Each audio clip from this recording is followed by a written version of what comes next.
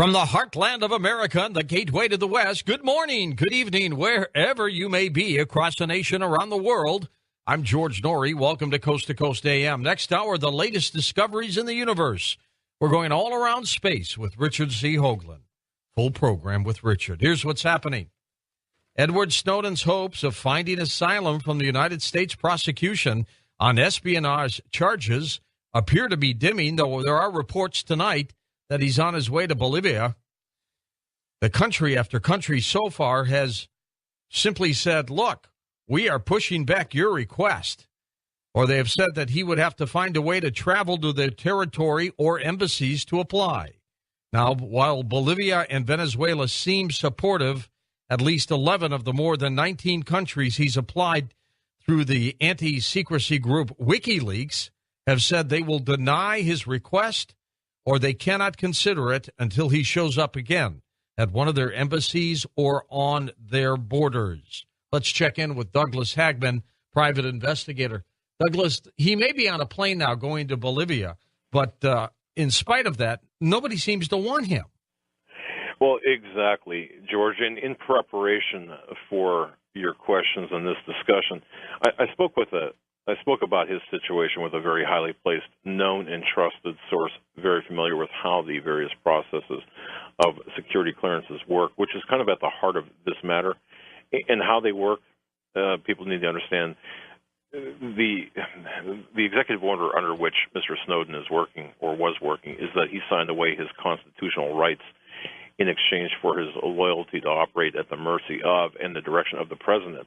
So what's happening right now, and when you do that, by the way, and then you are confronted with perhaps a revelation that the order under which you are operating is in direct opposition to the Constitution and by extension to the American people, what do? Well, perhaps what Mr. Snowden did, and that is to disclose certain information. But his crime is one of two things, but not both. Either he criminally disclosed national state secrets to external enemies, putting everyone in America at risk in violation of this oath. And we don't know that yet. Or we what? Don't. That's right. Or he decided that as an American citizen, he had a duty and obligation larger than that oath by overriding importance to his fellow citizens, one that trumped his oath that he signed, to expose programs that were in opposition to a larger constitutional issue. And by doing so, of course, placed himself in that position. But very few people know that by the stroke of a pen, Obama could bring an end to this mess that could be acceptable to everyone. And that's very simply allow him to return to this country and be subjected to the normal jurisprudence of any American citizen would. Yeah, I think one of the things the president should say to him is, in lieu of what's been going on, is, Edward Snowden, you're allowed back in the United States. We're not going to prosecute you unless we discover that you revealed trade secrets that could harm the United States. What do you think of that? Well, exactly. And my question would be at this point is, if that can be done, what is this administration afraid of to subject him to the normal jury system, American system of jurisprudence, and allow a jury to decide his fate, a jury of his peers, if in fact he is charged? All right, Doug, thank you so much. We'll continue to use your insight into this story. Google's claim that it will not need to alter its privacy policy to reflect the impact of its new glass product has been met with scorn by U.S. authorities. Senator Joe Barton, who co-founded the Congressional Bipartisan Privacy Caucus, sent a detailed letter of concern to Google. Now, that was in May, asking the company to clarify how glass users' data could be protected, as well as the privacy of non-users who could be identified through technology, including facial recognition. More problems in Egypt, of course. One deadline has passed for Egyptian President Mohamed Morsi, and another hangs over his head for Wednesday. The opposition is saying, look, we want you to leave office. The military is saying, if there's no agreement reached between Morsi and the opposition, they will throw away the Constitution and take other actions. And you can imagine what that will be. The last surviving creatures on Earth will be tiny organisms living deep underground, according to scientists. The researchers, using a computer model to assess our planet's fate billions of years from now, they found that as the sun becomes hotter and brighter, only little microbes would be able to cope with the extreme conditions that the solar changes would bring. How would you have liked to have been Adolf Hitler's food tester back during World War II? That's right. Margot Rolik spent the last few years of World War II eating lavish meals and fearing that every mouthful could mean death. The former food taster for Adolf Hitler, who is now 96 years old, was telling Reuters what it was like to eat his food. She was forced to eat between 11 and 12 every morning for most of the past 2.5 years of the Nazi Germany leader's life. They had 14 other girls in their 20s doing the same thing for Hitler. Student loans, interest rates on some federal student loans, namely the Stafford loan for undergraduate students, doubled to 6.8%. Now, college students won't get hammered just yet, but they will eventually. That happens after they graduate and interest begins to accumulate. Grown children in China must visit their parents or potentially face fines or jail, according to a new law. China's new elderly rights law deals with the growing problem of lonely elderly people by ordering adult children to visit their aging parents. You know, kids should be visiting their parents regardless, but I don't think you should have a law forcing them to. But they do that in China, don't they? Pope John Paul II is in the fast lane to be a saint after the Vatican Congregation of Cardinals and Bishops credited him with still another miracle. His first miracle, of course, the one that was approved, was the healing of a French nun who had Parkinson's disease.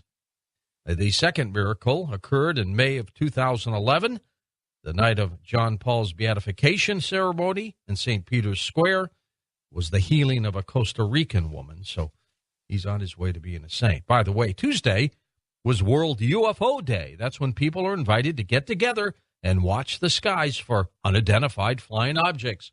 Who better to check in with to see if they did that but Peter Davenport from the National UFO Reporting Center. Peter, did you get any higher calls or emails today? In fact, we didn't, George, but thanks very much for inviting me on today. I have to admit my ignorance of this. I didn't realize today was a World UFO Day. In fact, I'd never heard of that celebration before. This afternoon, I was invited to make an appearance on a TV station on the East Coast, and after the interview, I realized what it was for. They apprised me that this was World UFO Day. But a lot going on. Just less than 30 minutes ago, a major sighting, apparently, at least reportedly, over Buckeye and Goodyear, Arizona, big cluster of 5 orange or amber lights that I've been talking about probably way too often on this program. But out of, or in recognition of the international flavor of World UFO Day, I had to look it up. It's celebrated in at least 26 nations around the world, representing 5 continents. So I'd like to start with a very interesting sighting that occurred over, I believe it's pronounced Penetang or Penentang, Canada and Ontario. Last night, less than 24 hours ago, 3 sailors were sitting on a sailboat out on the water waiting for the fireworks display for Canada Day, the 1st of July. And they were flabbergasted to see 2 lights descend vertically out of the night sky, pause just above the water for a few seconds. Suddenly they crossed and streaked off at a blistering pace, crossing one another in the sky from the vantage point of the sailors. Also, we've been getting a lot of very interesting reports of dark, unlighted objects passing overhead, usually at night, but sometimes during the daytime. And people are reporting peculiar bright flashes of light in the night sky for which I have no explanation. When we hear a report like that, the first thing I do is check to see whether it might have been the characteristic flash of a iridium satellite, but these don't appear to be that by any means. And I would close by making a special appeal to the coast-to-coast listeners. The the last 4 or 5 4th of July celebrations in this country have been very dramatic with regard to the UFO phenomenon. These are, to the best of my knowledge, not fireworks-related events or appearances.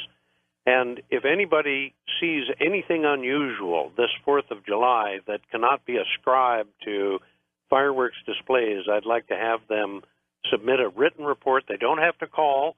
Just submit a written, brief, 1 or 2 or 3 paragraph written report, and we'll have them posted in the near future. I should have our website updated sometime tomorrow. We'll have about 800 new reports that people can read over the weekend. Super, and that's the UFOcenter.com, UFOcenter.com. Thank you, Peter. Well, do you have problems paying your bills, but you've got that mental entrepreneurship in your head? Up next, we're going to talk about that on Coast to Coast AM. And welcome back to Coast. I'm George Norrie. You're going to find this to be a fascinating hour. Think of Zen entrepreneurship. That's right. Riz Verk has truly blazed a trail in the tech world and is now making his own mark in films. Fresh out of MIT, he launched a breakthrough company out of his Boston apartment called Brainstorm Technologies. It became the first of his many, listen to this, internationally acclaimed enterprise software, video games, and online advertising companies. Most recently, he has become a leading advisor and angel investor in the Silicon Valley with such notable successes as the smash hit, the iPhone app, Tapfish, which was downloaded more than 30 million times. Riz, welcome to the show. How are you? Thanks, George. I'm doing well. I'm glad to be here. Good. Now, these ideas that you had, that you developed, I mean, did they come easy for you, or how'd this happen? Well, sometimes ideas flow easily, but usually in making a business a success, it's not always the idea. You know, there's the old quote from Edison, right, that genius is 1% inspiration and 99% perspiration. Sure is. And it really, no two authors are going to write exactly the same novel, no two painters are going to paint exactly the same picture, and no two entrepreneurs are going to build a company, even if they have a similar idea, exactly the same way. And so, I think a lot of building a business is learning to understand more about our own internal energetic patterns and how they manifest in the external world around us. And I think that's, a key part of my success has been learning to tune in to my own energetic pattern, finding ways that it holds me back, and then using that knowledge through meditation and yoga to basically find a way to transcend and overcome those patterns. Tell me a little bit about your companies that you started, like Brainstorm Technologies, how you developed them, Riz, and then Sure. So Brainstorm was my very first company when I was fresh out of MIT. I was 23 years old at the time. And we started this company to create a bridge between Microsoft and, at that time, Lotus was one of the biggest software companies in the world. So we created a bridge between them. And this company started to grow, and we started, as we got more and more customers, like the New York Times, General Motors, we ended up raising millions of dollars from venture capitalists. And then we hit a wall with our business. And at the same time, I was learning lots about meditation, learning to kind of tune in to energy in the body, esoteric techniques like Tibetan dream yoga, astral projection, synchronicity, all these types of things. And I had tried to keep the two separate. Right, being an engineer, I want to believe only what I can see and measure, and a lot of this stuff, relies on intuition. But what I found was that my business hit a wall because of a personal pattern that I had. And like many creative people, I like to jump in and do one thing, and then once I've done it, I'd like to jump into the new thing and do that, and then jump into the next thing and do that as well. And what was happening with our business is we were doing way too many things. We had our first product, which was a success. We did a second product, and we did a third product, and we were trying to build a consulting group. So all of these things were a direct reflection of how I held my energy and the way that I like to jump into things. Now, this pattern had a strength for me. The fact that I could jump in and learn something new was part of my personal strength, but it also became part of my personal weakness. And so it was, during that time that I realized, okay, I need to find a way to take the internal side of entrepreneurship and the external side and find ways to reconcile them. Your book, Zen Entrepreneurship, Walking the Path of the Career Warrior.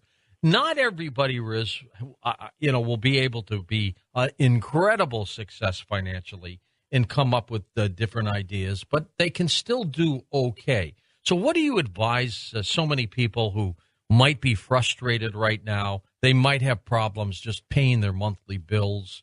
How do they get out of that rut? Sure. Well, so as I said before, I think it always begins with a little bit of self-knowledge, because whatever rut we're in, whatever situation we're in, we've made a lot of decisions along the way that got us there.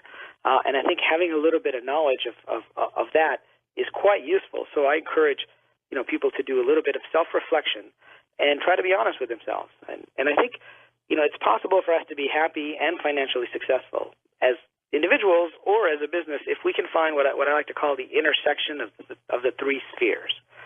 And the first sphere is, what is it that you like to do? What do you love? Now, of course, we've all heard the phrase, do what you love and the money will follow, right? Mm-hmm, yeah. But sometimes we do what we love and the money doesn't follow, right? That's true. And that's because we're focused only on that one sphere and not how it intersects with these other two spheres. The second sphere, which I think in some ways is the most difficult, is what are we really good at? Right? And it takes a little bit of, like I said, self-knowledge and honesty here. I may decide that I love basketball, and I do, and I want to be a basketball player, right? But I'm only 5'6", and I'm not really that athletic. And honestly, I'm a better computer programmer than I am a basketball player. Bob Cousy wasn't that tall either, Riz. That's true. Sure.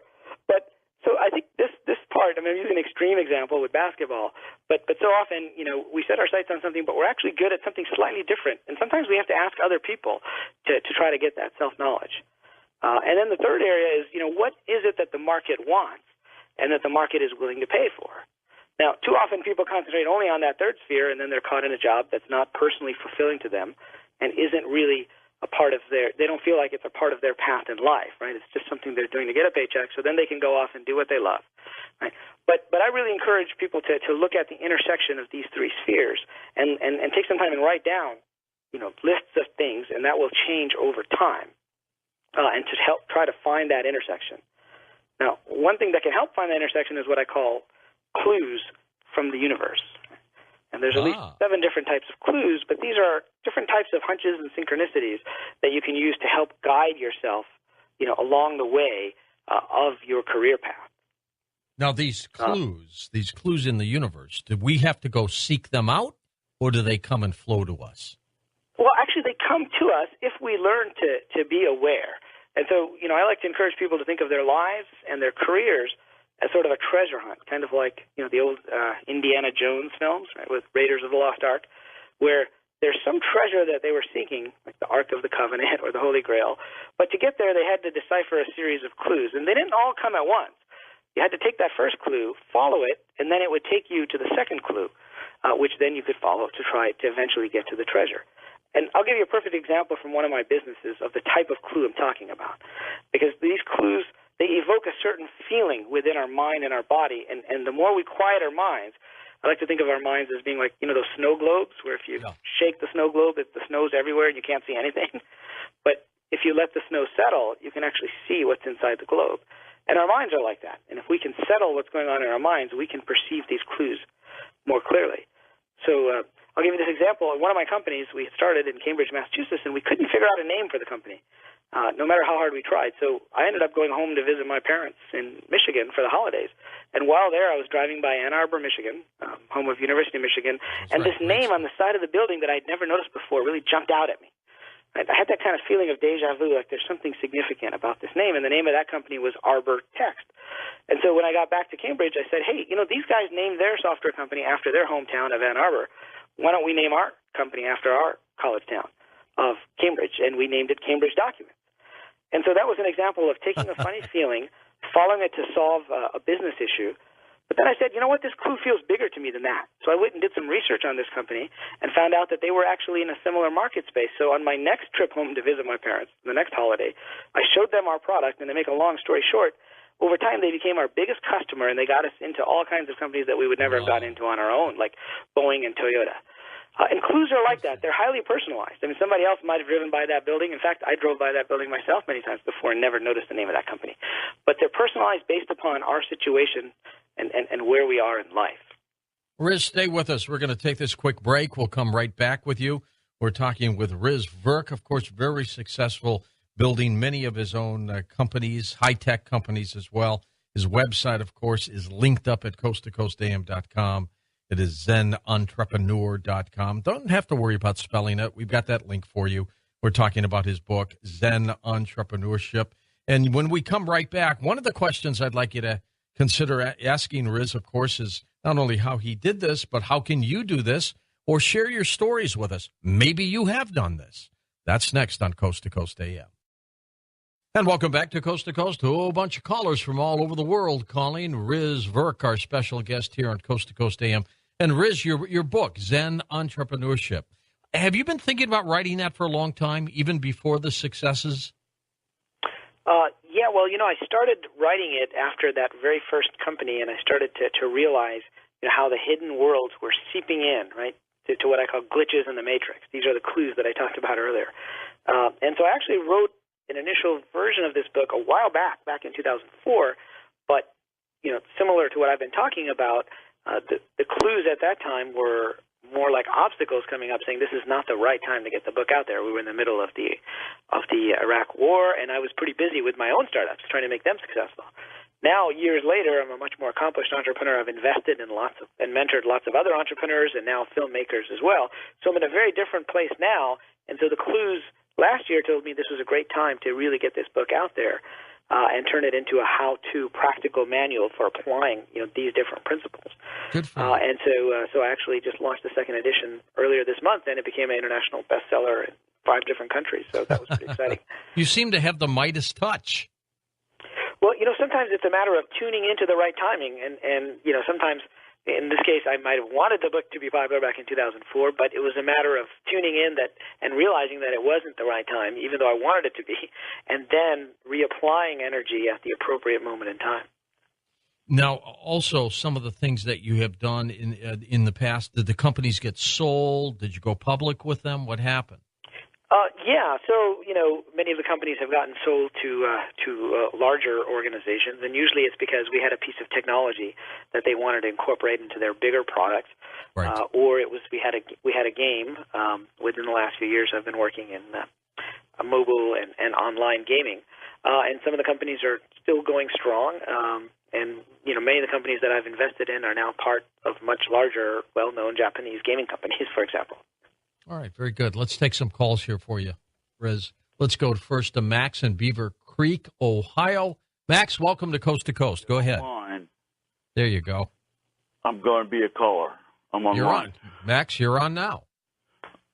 Hey, how you doing? This is great to begin a whole deal I am. I have a very simple question. I have a band, actually a couple of bands. We've started in the 80s. And our singer recently died last year, and we're trying to carry on, but we also have members that have been involved with that band with a new band. And we're trying to look for a viable way to get ourselves out into the system. We're old guys. I mean, we resigned ourselves that we're not a heavy touring band or anything like that, but we want to try to take the internet or the viable capabilities of the online atmosphere to another level. Can you advise me in any way?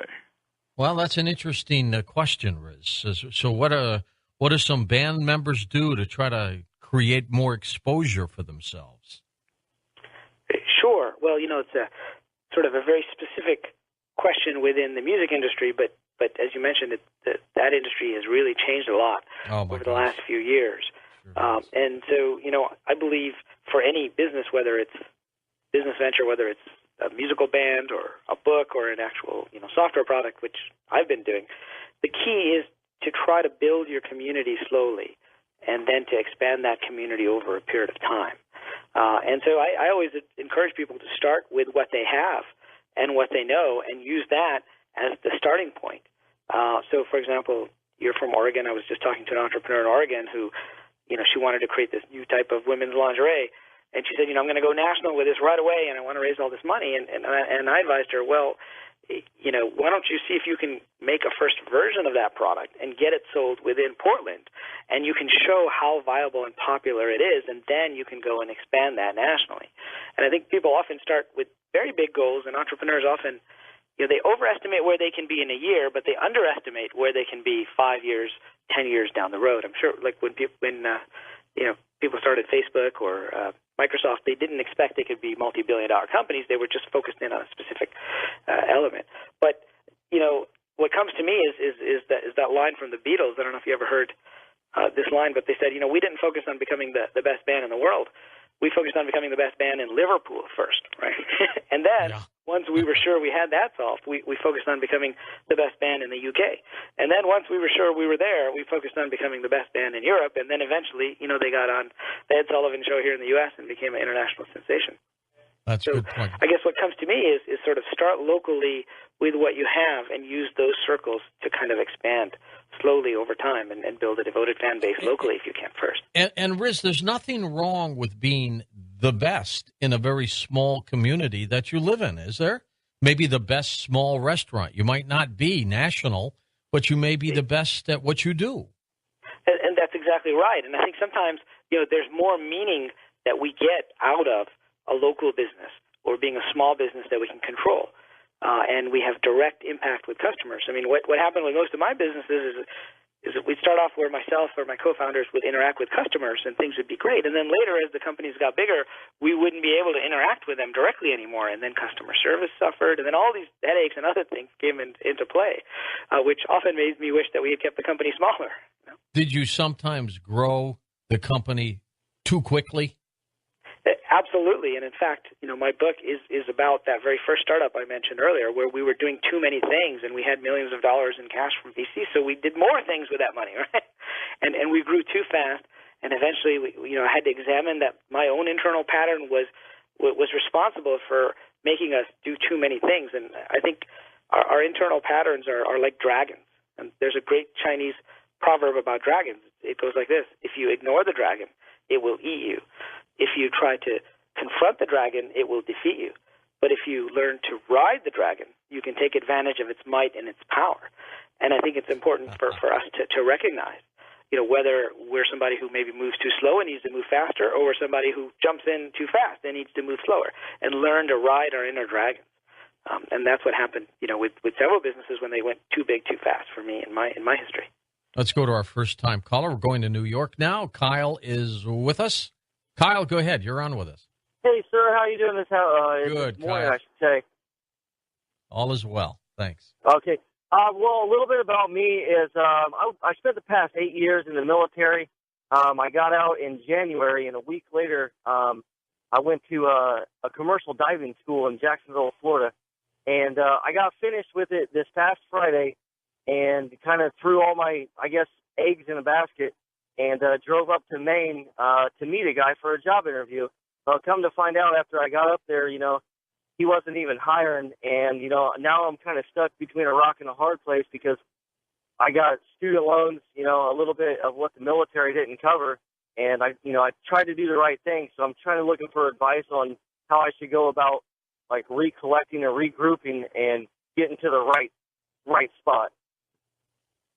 Well, you almost become like a therapist sometimes, Riz, with the advice. I mean, there's another pointed question in terms of how he turns his life and career around. Does the book Zen Entrepreneurship address that? Could that help him?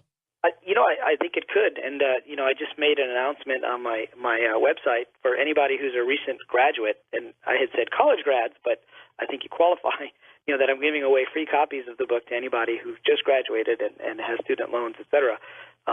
Just because I think it's important for them to kind of see a story of starting a business and being successful, but viewing it from a completely different perspective.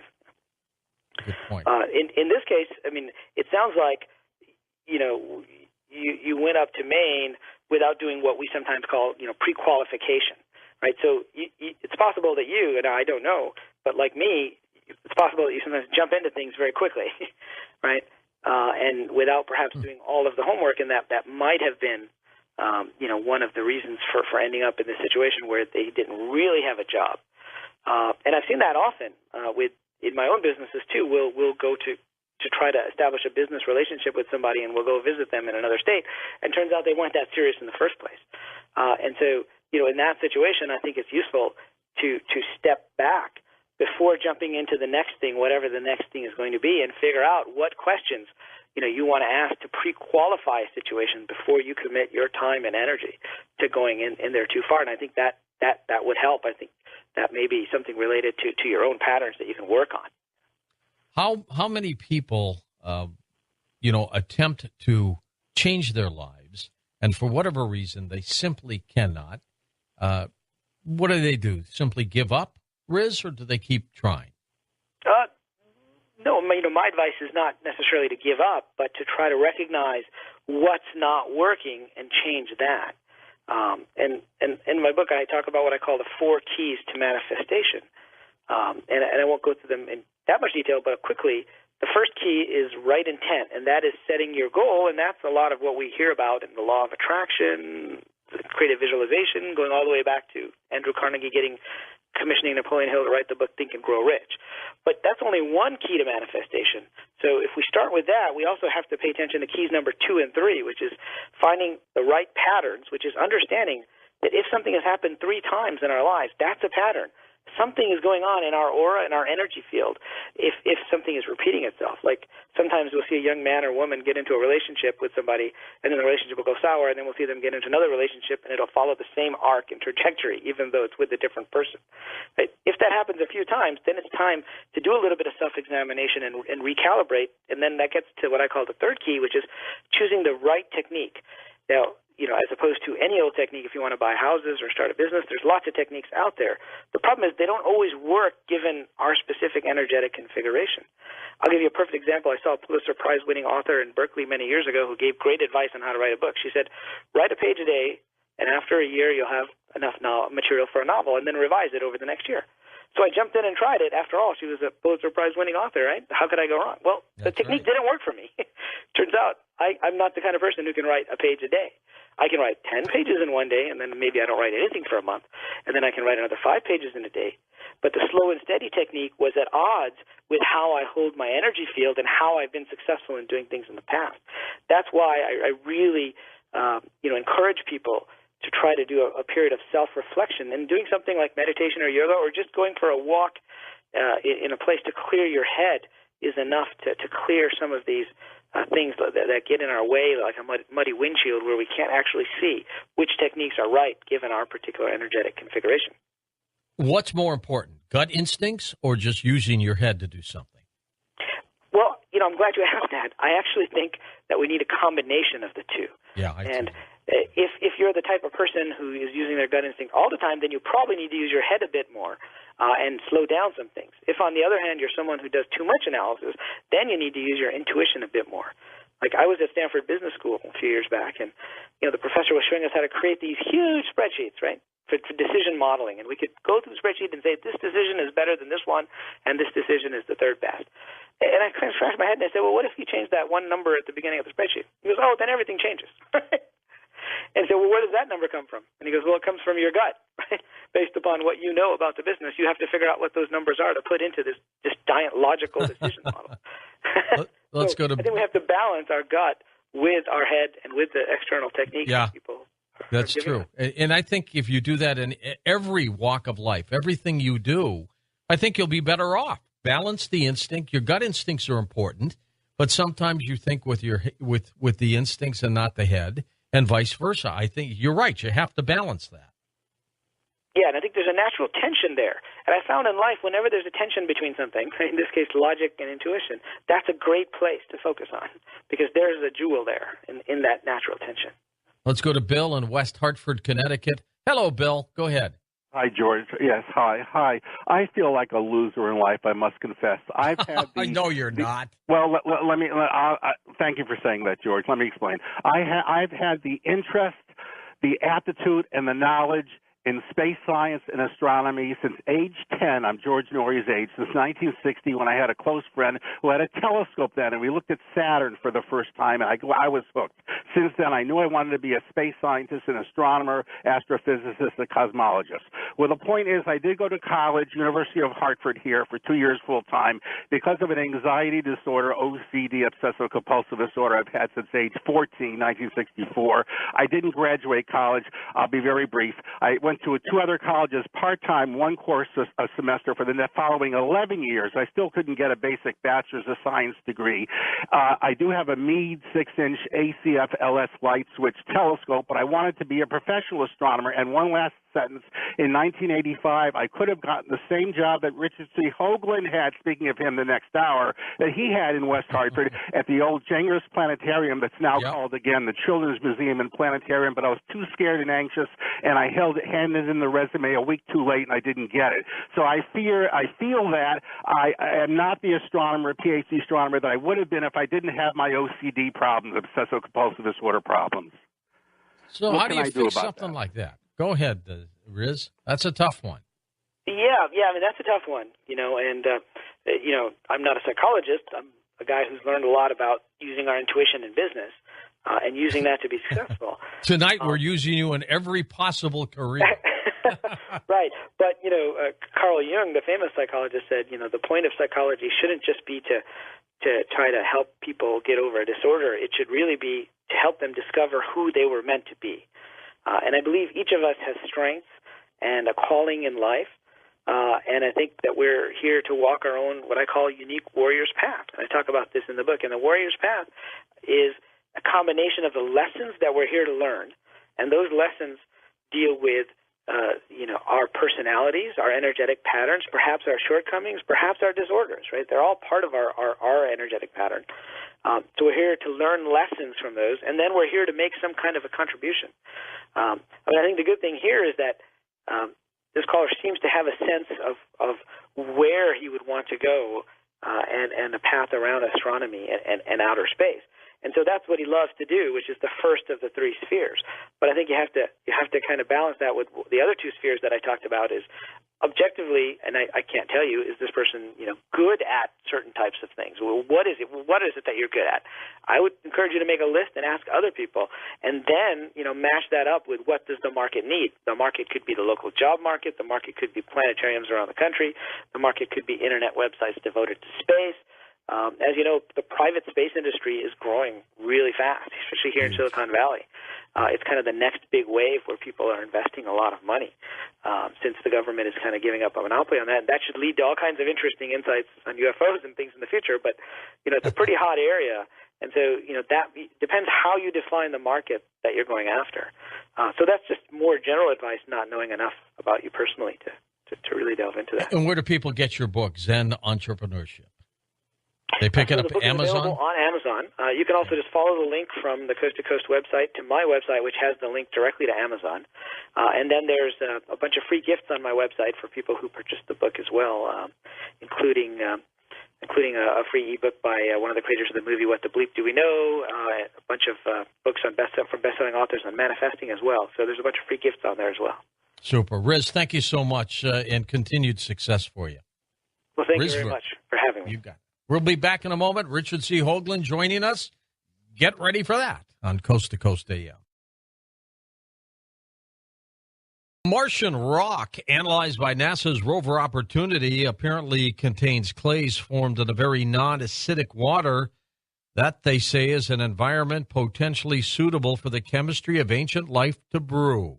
Go figure, right? In a moment, we will be back with Richard C. Hoagland, full program tonight, as we talk about many of the things he has been researching. He, of course, is the noted author of Monuments of Mars, Dark Mission as well. Many thanks tonight to our webmaster, Lex Lonehood, by the way, who has put up some incredible images that Richard has supplied him. Go take a look at those at coasttocoastam.com. We shall be right back with the man, Richard C. Hoagland, on Coast to Coast AM. And welcome back to Coast. I'm George Norrie. Of course, you know him, Richard C. Hoagland, former Space Science Museum curator, a former NASA consultant as well, was a science advisor to Walter Cronkite in CBS News during the historic Apollo missions to the moon. And for more than 20 years, Richard has been leading all kinds of investigations into the possibility of intelligently designed artifacts on Mars and perhaps the rest of the universe as well. His books, again, Monuments of Mars, Dark Mission, website, enterprisemission.com, Richard C. Hoagland. If I had an audience here, they'd be applauding for you. Richard, how are you? Good morning or good evening, as the case may be. Funny story. We had a call from Bill from Hartford, Connecticut before you came on. He said he was a week late from applying for that museum curator's job that you got. Small world, isn't it? That's amazing. It really is. Really is. He said he needed it, he wanted it, but by the time they got there, they were telling him, Mr. Hoagland has it. Unbelievable. You, by the way, tell the board that you're cutting in and out. The board has heard you, so be it. Okay. Can you hear me now? You hear me now? Oh, yeah. Okay. Let's do a commercial, quick. There is no commercial right here. It's all you. Can you hear me, Richard? I can hear you, yes. Okay. All right. Very good. All right. So let's get into some of the things you've been working on, because I really haven't talked to you in a long time. It's been a month of Sundays, as my grandmother used to say. I think that's 30 Sundays. Yeah, exactly. Exactly. So, Richard, let me ask you this as we get going into this. They're doing a lot of things in space right now. Lots of things. What's going on, first of all, with the rovers that are on Mars? Well, we've got two surviving ones. One sent up several years ago, Opportunity, which is going and going and going. It's like the Energizer Bunny. And then we have this new guy on the block, or gal. I think Curiosity is a woman, I think. And that's the nuclear-powered rover that was landed successfully just short of a year ago in August in this place called Gale Crater. And it's been making the most astonishing discoveries, some of which NASA's officially reporting through press conferences and teleconferences and, what they're posting on the website and officially, acknowledging. And then it's putting a whole bunch of images up that are mind-blowing that they don't say a thing about, but it's so obvious that the strategy that I discussed, maybe a year and a half ago, more, on Coast about Curiosity was the mission, which is going to, at some point, officially unveil what's really on Mars, appears to be on track. Have you seen some of the pictures, like the Mars rodent? I mean, that's incredible. I know you've given us some images which we'll go through, but well, I mean, that clearly, I was showing my granddaughter that today, clearly looks like a rat. Well, it does, but see, you have to be very careful. There are two potential problems. Up against everything we're going to talk about tonight is the political backdrop that NASA has been concealing the real solar system, what it's really found, for more than 50 years. I mean, I document that extensively in Monuments of Mars. Then when Mike and I did the Dark Mission, we documented even more and, went up the New York Times bestseller list with that one. Against that backdrop, I mean, switching gears, but not totally, have you been following this George Zimmerman trial? Oh, of course. And you know what the jury instruction is from the judge when they, will adjourn in a week or two for their deliberations? Not just in Florida, but in any jurisdiction. The judge basically says to a jury, if a witness has been found to deliberately lie about a significant piece of testimony, you are obliged to disregard all other testimony by that witness. You are aware that that's a legal, kind of mainstay of the American legal system, right?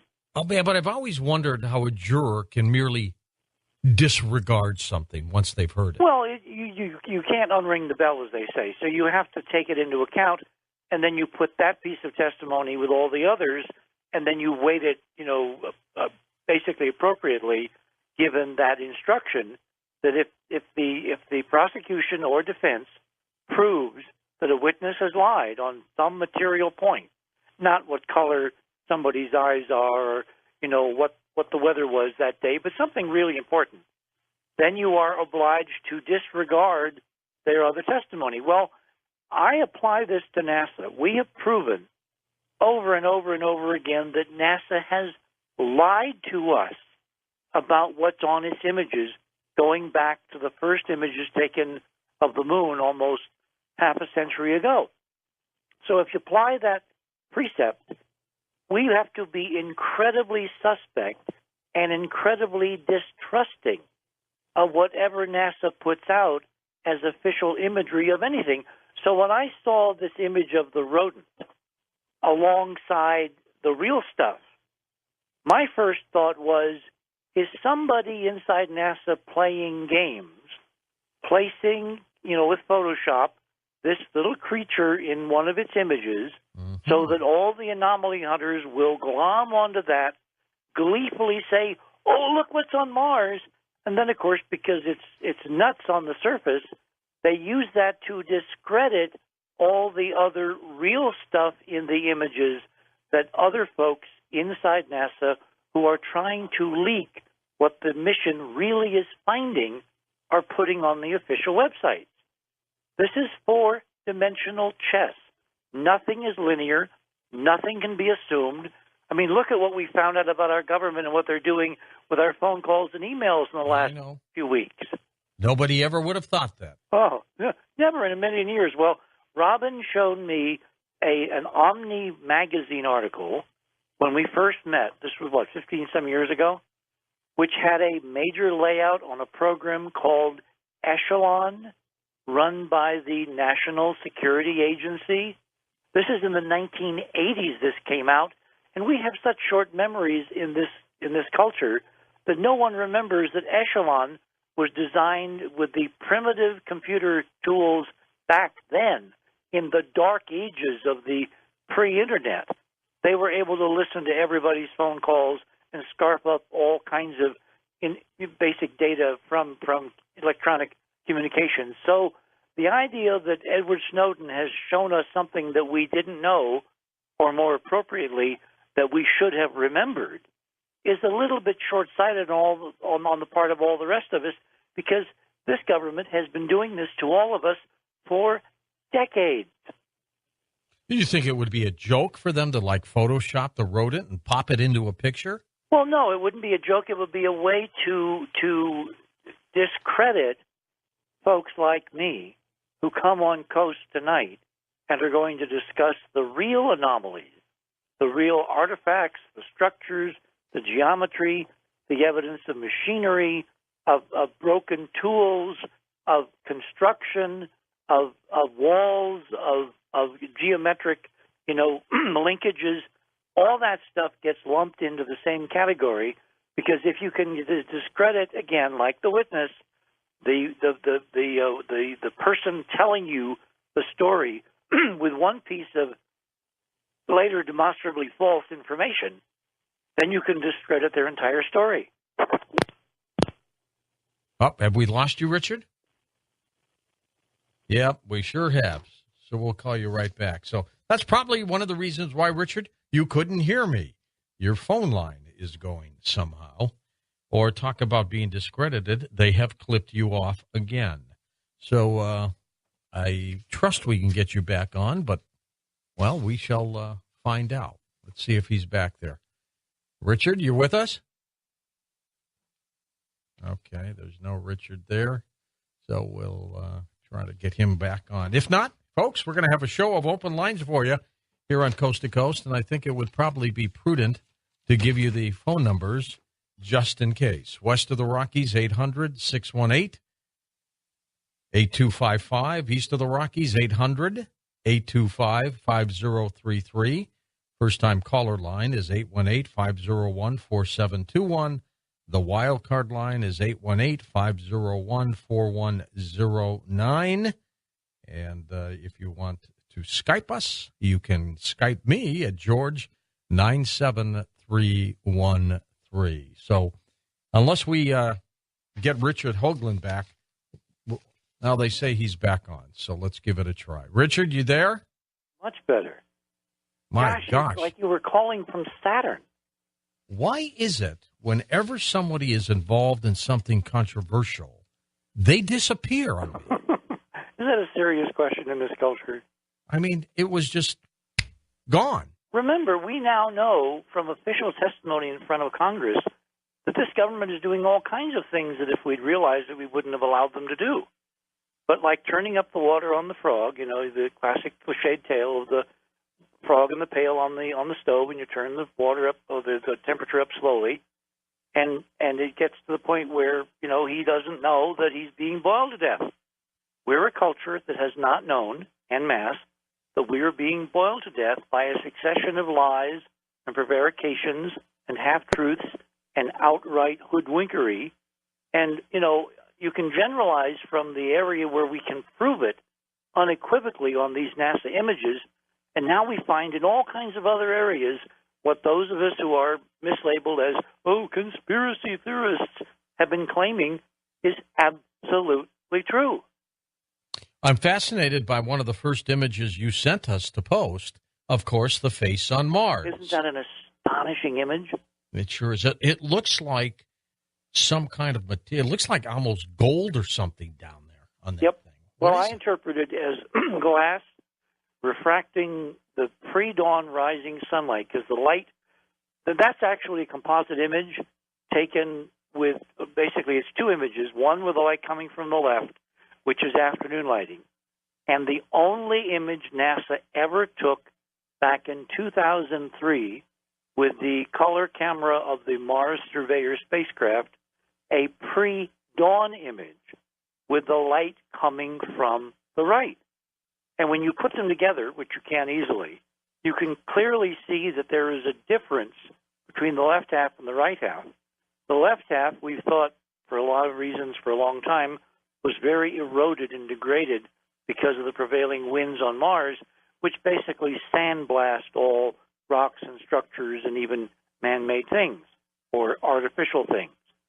The area on the right, the right-hand side, those of us that have studied this for decades have always felt was much more protected and was much more representative of what this thing looked like when it was a brand new mile-long statue lying there in the Martian deserts. Well, in their infinite wisdom, they took a picture with the Mars Surveyor spacecraft. Mars Odyssey. You can get these things confused. The spacecraft that was named after Arthur C. Clarke's 2001 A Space Odyssey, in a special homage to Arthur, even before he had left this mortal coil. Anyway, with the Themis camera, they took that color picture at dawn, actually pre-dawn. The sun is not yet above the horizon, and it is a stunning, glistening, color prismatic array of geometric structures. Now, when Robin saw this, this made a great excuse to take her to the Grand Canyon, because she said, being an Eastern girl and never having been west to see mesas and canyons lit by pre-dawn light, I said, okay, I'm going to take you to the Grand Canyon. We're going to stand on the rim at dawn, and you're going to look at those mesas in the middle, and you're going to see they do not look at all like this image taken supposedly of an average Martian mesa made of rock on Mars. So we went to the Grand Canyon, and we went up from our hotel, pre-dawn darkness, drove an hour and a half up from the little hotel we were staying in Flagstaff, and there as the sun slowly rose, as the twilight slowly got brighter and brighter in the pre-dawn darkness, she looked at those mesas, and they look dark. They look like rock. They do not glisten and sparkle and gleam and shine with prismatic rainbow highlights like glass does. So if you want one picture that proves the face on Mars is not an average mesa, but is made by someone of something amazing, that's the picture, George, right there on your screen. Yeah, it was fascinating. And they don't seem to talk about that face much anymore. Richard, well, they don't, because, look, this again goes back to the political situation I was discussing moments ago. We live in a culture where unless an official, be it the president or the head of the NSA or the Speaker of the House or, any authority figure comes out and holds a press conference and officially says, this is what's going on, or this is the truth, most Americans simply let it flow over them and past them and around them. That is true. They don't pay attention. That is true. The most astonishing evidence can be there right in plain sight, and unless there's an official press conference, we have developed this, I really think of it as almost a psychosis, where we cannot make up our own minds and look at that and say, damn it, the emperor has no clothes. I was in Toronto this weekend, and so, 98% of the people in the audience at the Queen Elizabeth Theater were coast-to-coast listeners from the Toronto area. These folks, and I'm talking about coast-to-coast listeners, are tuned in. They understand what you're talking about. They understand that when we tell them, your privacy is being invaded, they know what that's going on. But by and large, most people on this planet don't understand it. And they will take the government handout report and accept it as fact. And that's dangerous. It's extraordinarily dangerous, and that's, again, why I really am behind Snowden. Whether you think of him as a hero or something else, he's not a traitor. Technically, Edward Snowden is not, by the law, by the definition of a traitor. Look it up. Google is your friend. At least Google plus the NSA is now your friend. But Edward Snowden is not a traitor. He may have broken the law, but all the important advances in this society, in fact, the folks that built this society, they kind of broke the law, didn't they? They sure People did. like Tom Paine and Jefferson and Washington and, Ben Franklin, those guys, they broke the law, didn't they? And they had the guts to put their names and signatures on these things. Yep. Well, in those days, the king had to come and with an army and basically either kill you or try to arrest you. That's right. These days, people say to me, well, why is Snowden running around the world trying to stay away from the U.S. government? Because we have a drone program. We now legally can go and kill Americans anywhere we find them without a court, without a finding, without anything, by order of the President of the United States. If you were this guy and you had basically outed the most secret, program that supposed to exist, maybe ever, would you willingly put your head in the noose and allow yourself to have a, quote, unfortunate accident? No. And he said from the get-go. Him to Daniel Ellsberg. Back when Ellsberg blew the whistle on the Pentagon Papers, Richard Nixon did not, in his wildest imaginings, think he could reach out and simply have him killed. Now, by act of Congress, signed into law by the President of the United States, Edward Snowden, as an enemy combatant, as defined by that law, could be killed. That's why he's on the run. Richard, we're going to take this break, come back and talk more with you right here on Coast to Coast AM. Well, on an upcoming episode of Beyond Belief, you'll be able to see Richard C. Hoagland. That's right. He'll be doing one of our programs with us. Make sure you're part of it. You can go to our website, coasttocoastam.com. At the top, click Hosts, click TV, and then take advantage of it. Watch it for 10 days free. Richard hasn't taped yet. He'll be doing that shortly. 10 days free, though, to look at all those programs and special videos as well. We'll be back in a moment. More with Richard C. Hoagland on Coast to Coast AM. And welcome back to Coast to Coast. Richard C. Hoagland with us tonight for a full program. We'll take calls later on in the show tonight with Richard as well. He's also been on several traveling missions, so we'll talk with him about that as well. Richard, I continue to go around and around with Stephen Bassett, one of our dear friends, about disclosure. Where do you fit in to disclosure? Well, before we get to that, let me do one little promo commercial thing here. I have prepped an extensive new paper on the Curiosity mission, which is going to appear in a succession of sections. Part 1 was posted tonight. If you go to enterprisemission.com, you will click on, it's the first paper link underneath the video screen. It's called It Only Takes One White Crow, which is a kind of a condensation of an old Apache saying.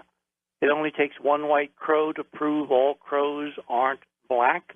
Mm-hmm. And there are now so many artifacts we're seeing in these Curiosity images that I thought it would be very nice to kind of tongue-in-cheek, poke them gently about they're just dumping these amazing images of structures and machines and junk and ancient ruins on us, again, without comment. So people can go, and for free, they can download or read this paper. I also sent over to Lex a few images as a kind of a tease. Got them posted. Including the one that you were talking about a moment ago, so people can see the caliber of what we're going to be discussing. But I could only do very, very, very short captions. He said one line. I mean, that's like having a Twitter account and limiting me to 142 characters. So if you want to get the full scoop on what Curiosity is discovering, there are two things you can do. One is you can look at the paper now up on Enterprise, and two, you can tune in to the show that I'm going to do with George in a few days, and I guess it's going to be broadcast sometime in August. Probably in August, I would and think. We'll get the exact television date of some of these amazing things, because they are amazing. And it goes back to your question, where is Bassett coming from? The one person he should have had at his recreation of a congressional hearing is me. Why? Not because I'm so damn important, but because I'm the only guy looking at taxpayer-funded missions from this government, which is giving us stunning results, which the government is denying. And if you want to get people interested in extraterrestrial activities, the quickest way to that is through their pocketbooks. And I was just kind of perplexed that Bassett never thought to call me up and say, hey, Hoagland, would you like to come over and show us some of your best stuff and show these congressmen what it is that they themselves don't know exists? At least for the wow factor as well. Well, again, it's back to what should Americans care about? We have had UFOs in the sky. This is my constant rant about ufology. We've had UFOs appearing over our skies for the last 60-plus years. At least. And there's no change in the status quo. Believers say they're ETs. Skeptics say they're just airplanes and misidentified, swallows and bats and birds and balloons and whatever. And there's both sides have their positions, and there's no progress. The thing that the NASA data brings is stuff that stands still that can be photographed with U.S. missions, Russian missions, European missions, and which, if you get the right set of images leaked to you, which we have over the years, they're stunningly, obviously bizarre and not natural. And I go back to that Apache aphorism, it only takes one white crow, and we've got flocks of them now that are all glistening white in the sunlight, proving that crows are not black, and yes, there are artifacts on Mars and on a whole bunch of other places in this solar system. But back to Bassett for a second, and again, I think the world is Steve. I want you to know that. I still don't believe government is going to freely disclose anything, Richard. Well, I don't think that it will do it on its own, but I think there are conditions under which government can be forced to basically disclose, and I think that's some of what we're seeing now. I was at a conference, a few weeks ago in Scottsdale. In fact, I think you're talking to the same folks about doing one in California, and they want to invite you. Oh, okay. Had something like 500 people in the audience. I gave 2 presentations, Saturday and Sunday. I had to follow Graham Hancock on Saturday. Can you imagine having to follow Graham? Graham was your warm-up act. He was my yes. Anyway, then he dashed in a plane to run back to London so he could do another television show as soon as he landed on the tarmac. Yeah. Anyway, I laid out this data that we're talking about tonight, and I said, look, my theory as to why NASA is actually presenting this astonishing evidence, and if you go through the teaser images I put up on Coast, courtesy of Lex, you'll see some astonishing things that if they were in full censorship mode, those things should not be photographed, and they certainly shouldn't be posted officially on the JPL website devoted to the Curiosity mission. So how do you explain the apparent paradox? Well, but what they simply say when people like you or others who look at these incredible pictures, they simply say rock formations or some anomaly, but they never the same emails I'm getting from all over the world. But they never admit it. That's my point. There's a lot of people out there who are looking and are seeing what we're seeing, and they're actually kind of providing us with, unpaid talent, because they scour these websites and they email me the links or actual images showing more and more artifacts, because one person can't spend 24/7 doing nothing but going through the JPL Curiosity website. So let me get to the political thing that I think is explaining this. Okay. I think this is a CYA operation. Do I have to define CYA? I think you should. It's cover your posterior. All right. Except that begins with a P and the actual word begins with an A. If there is disclosure in our future, if this is coming as I have been projecting based on the data, the images, how do you think NASA as an agency will respond when, for some reason, we can get into possible reasons later on, they are forced politically to admit what they're finding? They, A, have to pretend they only recently found it, and B, they have to be able to point to a website and say, well, there's no cover-up. We put the images on the public website. See, there they are. There they are. Right knowing there. That the American people, and more critically, the American media, the press, will not blow the whistle on them until given official permission. That's true. So they're in a perfectly preserved political position where they are basically covering their behinds in an elegant way, giving us stunning data to post and comment on and analyze, which I'm doing beginning with this Curiosity paper that was posted tonight, courtesy of Tim Ventura, on our website. And there will be a follow-up in the next week or two, part 2, which will have stunning additional stuff. And I think that this is pointing us politically toward the D word. Sometime in the next few months, in my email to you, I was kind of tongue-in-cheek, and I said could be in the next few hours. But in the next few months to, let's say, a year, I believe firmly that there will be an official announcement, an aha, that NASA is unable to deny any longer that what it has landed amidst in Gale Crater is a stunning treasure trove of ancient, intelligently made artifacts currently in ruin. And this, in fact, was the reason they picked Gale, because it's the raison d'etre for the, quote, safe disclosure.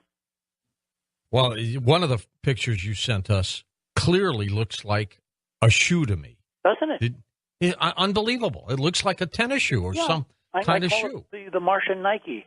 Yeah, that's exactly what it looks like. And it was right in front of the rover at the Bradbury landing site where they landed. They turned on these, they have 17 cameras on this thing. 3 or 4 exquisite color cameras with super resolution, a bunch of black and white cameras that are used for navigation and for hazard avoidance. They took this picture of this little shoe, and I say little, and I'll tell you what it means in a minute, right there, like in front of the rover, a few feet away, and you can get the scale by looking at the panorama.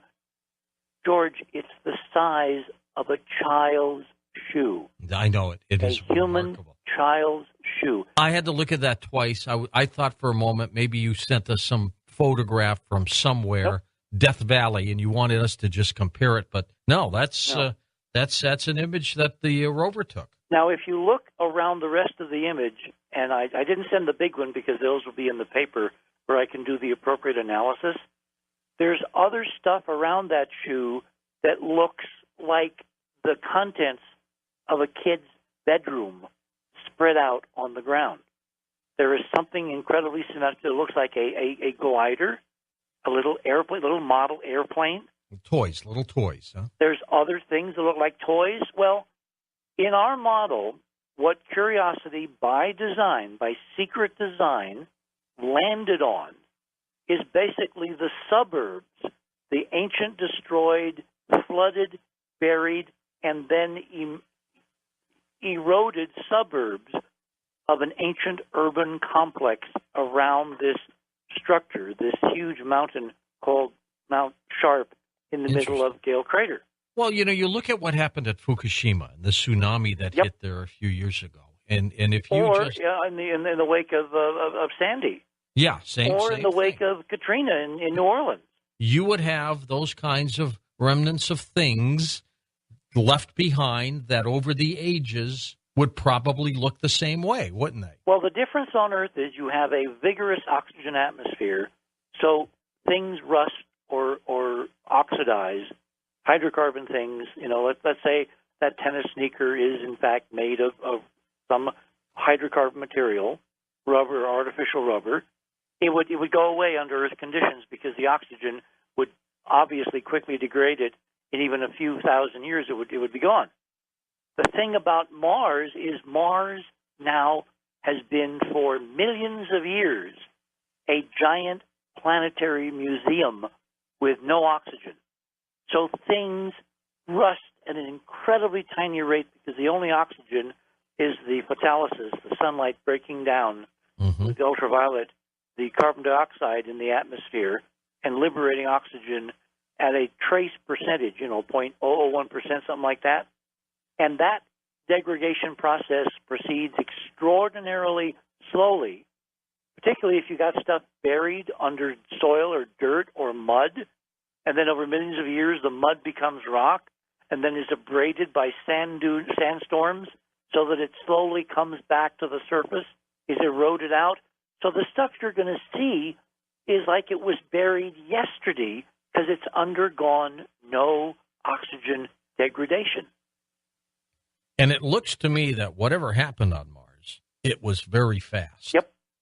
And you can see evidence in what NASA's publishing about the environment of this crater, which is almost 100 miles across. It has deep incised canyons through the northern rim where incredible amounts of water are imagined to have flowed at some point in the past, pooling in this crater floor to a depth of, who knows? I mean, the crater floor is almost 3 miles deep, and the top of that mountain is almost a mile above the floor.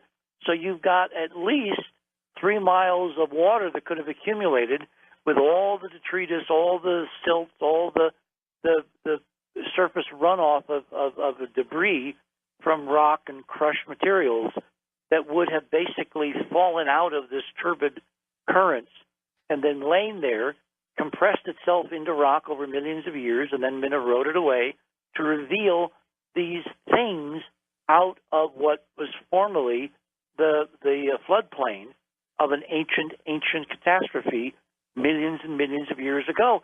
And they could have chosen, George, any place to land this incredible rover, equipped, as we used to say, loaded for bear, to do the proper science on artificiality. And of all the gin joints in all the world, where do they pick to go?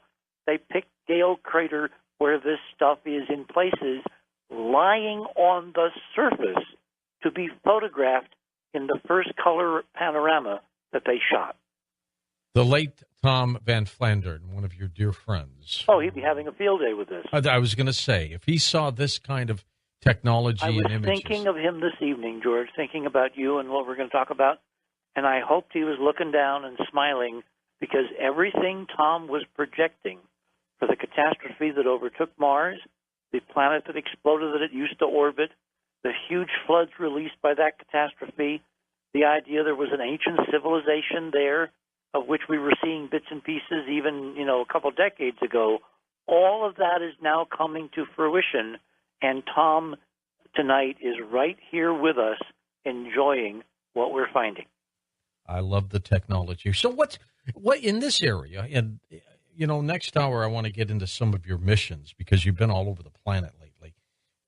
But in this mission, what's new? What are we going to get besides the images that you continue to find?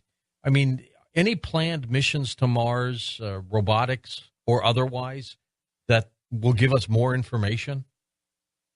Until we get men and women on Mars, this is about as good as we're going to be able to do. This thing, as I said a moment ago, is loaded for bear. It carries for one thing, an incredible, sophisticated chemistry lab, which if you take the scoop and you dig it in the soil and you drop it in the hoppers, it can tell you down to parts per million what is in that soil, up to and including organic or organic compounds which have not been oxidized by the trace oxygen in the current atmosphere.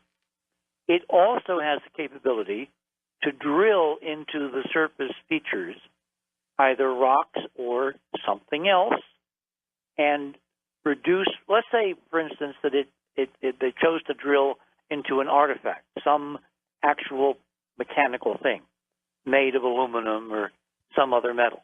Right. They would know that instantly because the drill would find it incredibly hard to drill into the surface. They have little feedback sensors on the drill that tell them how much pressure is being applied, and they would know that they were not drilling into rock because they'd be seeing a very different kind of flaking, like when you use a high-speed drill and drill into a piece of metal, you get these curlicue metal corkscrew little thingies.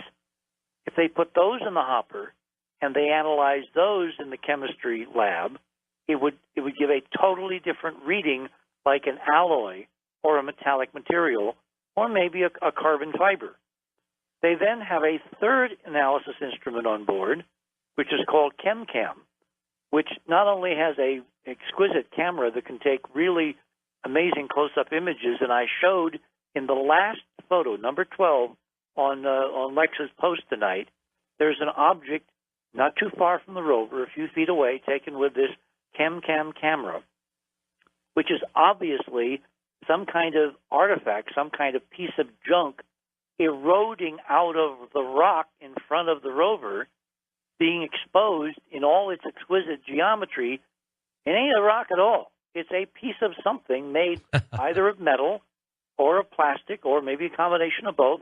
It's got geometry, it's got straight edges, it's got parallel grooves, it's an obvious thing. It's not a piece of natural stuff. That's a gold mine.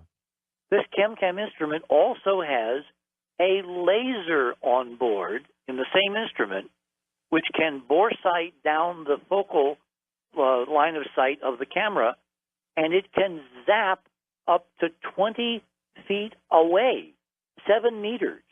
Richard, we're at the top of the hour, but we're coming back for more on Coast to Coast AM.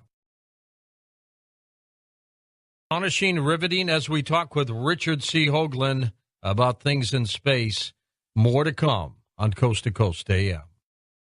And welcome back with Richard Hoagland. Richard, how do you feel about the privatization of space? Privatization? How do you feel about that? I missed the whole sentence.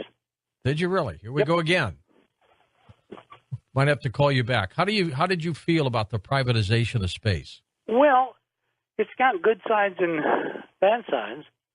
The bad side is, since you're dealing with private agencies or private corporations, there's no way you can hold them accountable.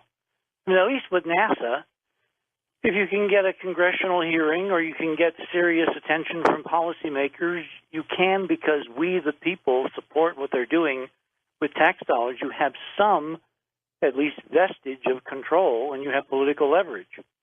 With a private agency or a private corporation, even if you're a stockholder, there's nothing much you can do. And so, is it going to be more of the same? Are we going to privatize the solar system? Is all the stuff that used to be in public domain, like all the NASA imagery, is it now going to be private and you can only get access if you pay $1,000 a shot? So I can see upsides and downsides. What would have happened during the Cronkite era when we went to the moon if it was private? Do you think we would have accomplished it as quickly as we did? Well, no, because it required a national public bet. I mean, it's kind of like taking out insurance. If you have a huge potential of a catastrophe, no private insurance company can afford to basically underwrite all the claims that would come in as a result of the catastrophe. And if you look at the federal insurance program, you'll notice the private insurers do not offer flood insurance. It is a federal program because only the feds are big enough to withstand all the claims from people who get washed away in some kind of a major flood situation. It's kind of analogous to the space program where you have a huge investment, all the technologies, all the people, development, research and development of spacecraft and electronic systems and communications and antennas all over the world and ships for recovery and tons and tons and tons of testing. And in current dollars, the Apollo program would be probably on the order of $100 to $150 billion. There's no private corporation on the planet that would bet that kind of money for no return. And up until you start actually mining things and bringing things of value that you can sell down here on Earth to customers, to the public market, the only situation which can afford a space program is a federal distribute the risk across hundreds of millions of taxpayers to where these stunning images that we're getting from Curiosity, they cost each of us maybe, a few cents per picture. Is that worth it? I think it is, because on those pictures is our future if we play it right. How about the moons out there? Europa, Enceladus, moons like that. I mean, are we going to ever get to the point where we get some real great information out there? Well, it depends on what you mean by great info. We have stunning images from Voyager and Galileo of Europa. It was on the Voyager data that I first realized there possibly was a planet-wide ocean under all that ice, and I was the first to publish that theory back in Star in the Sky in 1980, and I proposed then that there could be living things swimming in that ocean, which, if the calculations of the geodynamicists were correct, if the water under the ice of Europa is currently liquid, the numbers say it always had to have been liquid, because if that ice ever froze, there isn't enough energy exchange in the Jupiter system for it to rethaw, which means we had on those first Voyager images from Europa images of a place where liquid water, which is the essential for life, would have been present on Europa for as long as water was present here on Earth. And look what happened here on Earth, I said in this paper. By analogy, the same really amazing, cool things could have happened on Europa, except now the oceans with that life were sealed inside an ice cover, and to find out you would need to land, drill through the ice, and send robots, because you can't send men and women for a long time because the radiation levels are much too high and our technology is much too primitive to handle that level of radiation. Probably won't be adequate for, well, there's no way to put a time limit. But robots don't care about radiation. You can make them pretty radiation immune for a year or two, and so, you could land robots on Europa. You could get through the ice. We now know that you wouldn't drill through the ice. You'd basically sidle up to one of those fissures that we saw in those original images, and you could almost just drop a probe down through the fissure, like some of the crevices in glaciers here on Earth or in the Arctic. Yeah. And then you'd know pretty quick whether there was something alive down there. And given that it's had 4.5 billion years of separate evolution, it could be as sophisticated or more than life on Earth. There could be, and this is going to sound mind-blowing, there could be vast equivalents of intelligent, cetaceans, whales, European whales, living in the oceans on that second major satellite out from Jupiter. That's true. That never know that they exist in any other realm than in that ocean. They don't know there's a universe. They can't see the stars. They have no concept of other planetary systems, a galaxy, a universe. Their whole universe is that ocean, and suddenly something drops in and says, "Hi, you're on Candid Camera." Absolutely. Well, you know what? One day we'll get all of those answers. This push, though, this announcement, this official announcement that you believe could be coming, Where would it come from? Would it come from this government? Would it come from another government? How would it happen? Well, given that we're the only game in town with a nuclear-powered rover on Mars, and we have the only technology, I was at the end of the last segment, I wanted to say that this ChemCam has this laser, this, space-age sci-fi kind of ray gun that can literally reach out and zap 20-some feet away, little tiny bursts of plasma using the beam, the laser beam, to vaporize material. So in a circle, like 20 feet around the rover, they don't have to drive right up to something to zap it with this ChemCam laser instrument, and then they read the spectrum of the vapor that's produced by the sudden super hot vaporization of this little burst of material from the surface of whatever they aim the laser at. And so they can tell the distant composition of objects that are 20-some feet from the rover itself as they drive here and there en route to wherever they're ultimately going to be going, which we think is pretty far up the shoulders of this central mountain in Gale Crater called Mount Sharp. That gives them the ability, the remote sensing capability, to not have to physically go and pick up something to analyze it. It gives them a standoff remote ability to sample machines, tools, sneakers, old TV cameras, dolls, whatever is coming to the surface through this eroding mud turned into rock. They will be able to remotely analyze it, and all that data, together with the images, is being stored somewhere, not currently accessible, probably to most of the folks on the mission and certainly to most of the American people. But there's an archive being built. I mean, I've been watching the activities of this rover, and they first went east toward a place called Yellowknife, which is a kind of a low dugout region at the bottom of Gale that's the lowest point in the northern part of this crater floor, before they turn south and actually head toward the mountain, which was ostensibly their major target. En route, when they had to go the 300 or 400 feet to get from the landing site to this area that they've been examining now for several months, they passed object after object that was stunningly weird and anomalous. And it's like, I mean, you could almost make the cliche joke that for a rover named Curiosity, it exhibited the least curiosity of any NASA mission in the anomalies it was encountering on the landscape, because they kept driving by. It was like when you're on a road trip with your family, and your dad's driving, and you're in the back seat, you're looking out the window, and you see one of these highway markers, historic landmark. Yeah. And you're reading half of it, and he's driving at 60 miles an hour, and you say, oh, go back. That's really interesting. And he says, oh, no, we got to make so-and-so by sunset. That's what the Curiosity team's been doing. They were driving past all the really wondrous things they were taking pictures of and never stopping to examine them, even with the laser.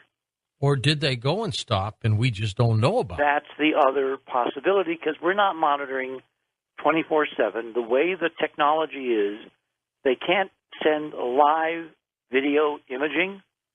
They take images, stills. Those are put on, memory, solid-state memory in the rover. They then have to wait for a orbiting spacecraft, either Mars Odyssey or Mars Express. They used to use Surveyor, but it's no longer with us. Orbits overhead, acts as a radio relay, relays the uplink from Curiosity up to the Mars orbiting satellite. Then that satellite sends it on across the solar system to the huge antennas on Earth, where it's downlinked, sent by another satellite around the Earth to JPL, where it's put into the archive, and it's posted maybe 2 or 3 days later.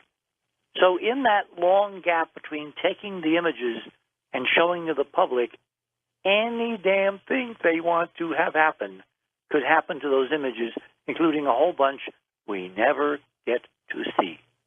And then, of course, Richard, there's always the moon. I mean, I remember listening to you talking about the glass structures On the moon. They're still there. Still there. Nobody's really picking up on that anymore. Well, it's not nobody. There's a huge online community which is looking and talking about this stuff constantly, but it doesn't get to the mainstream unless some official person, right, or some official agency says, "Okay, folks, it's okay now to think unusual things.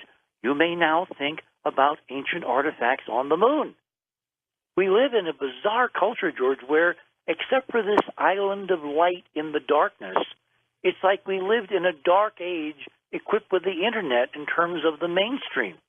People can't think outside the normal strictures of what's permitted and what is not. In fact, what stunned me is how little reaction there has been from the American people to the revelation that every phone call and every email they sent is being stored somewhere by someone to be used against them at some point if the political winds change just a little bit more.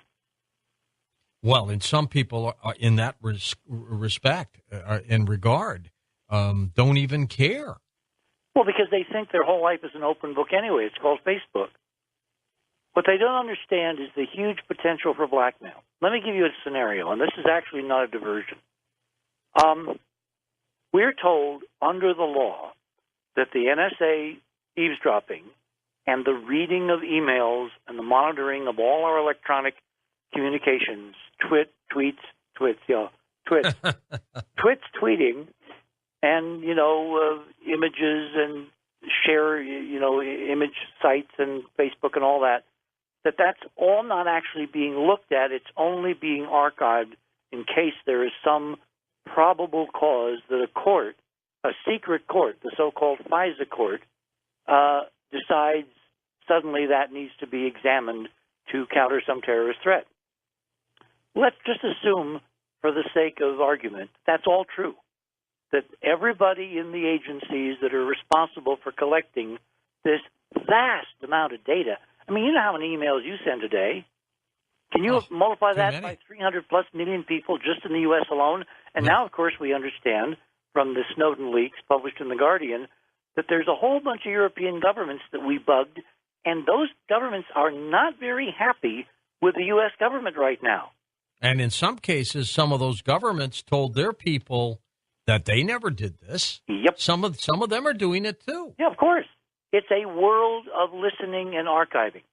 So let's assume in this scenario that the current folks are honest. They're following the law, and you and me are totally safe in terms of our privacy. They don't care, that you and I send things and jokes sometimes back and forth. They don't care that you and Robin talk about medical stuff. They don't care.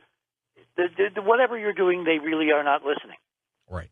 What if that, in fact, is not true? What if, as Snowden claimed, and the agency has vigorously denied, that even a low-level technical computer guy sitting at a console somewhere, I guess he was in Hawaii, can look at and read and listen to any phone call, any email, any PDF, anything you communicate or send to anybody on the planet at whim, and no one really has to know. And let's further assume that there is a dedicated group somewhere in the bowels of this agency, the NSA, whose job it is to do that with 435 members of Congress, the House and the Senate. Can you imagine the ability to steer legislation in any direction you want if you have electronic proof that this senator or that congressman is doing things the American people might not think too highly of, and they're doing it because they think they have privacy and they have none? In other words, you have set up an electronic scenario where you're living in a situation that Adolf Hitler could only dream about with the Gestapo. And it exists now. And we're supposed to believe their assurances, we're only using it lawfully, whereas there's this huge trillions and trillions and trillions of gigabytes of information that allow them to blackmail anybody they choose and get them to do anything they want at their whim. And that, my friend, is the core of the problem. It's the absolute core of the problem, and why everybody in this audience should be freaking out right now and demanding hearings, real hearings, not that charade, a couple weeks ago with the, NSA guy saying, oh, we're not listening to anything, we're not reading anything, we're doing it within the law. Yeah, who's watching the watchers?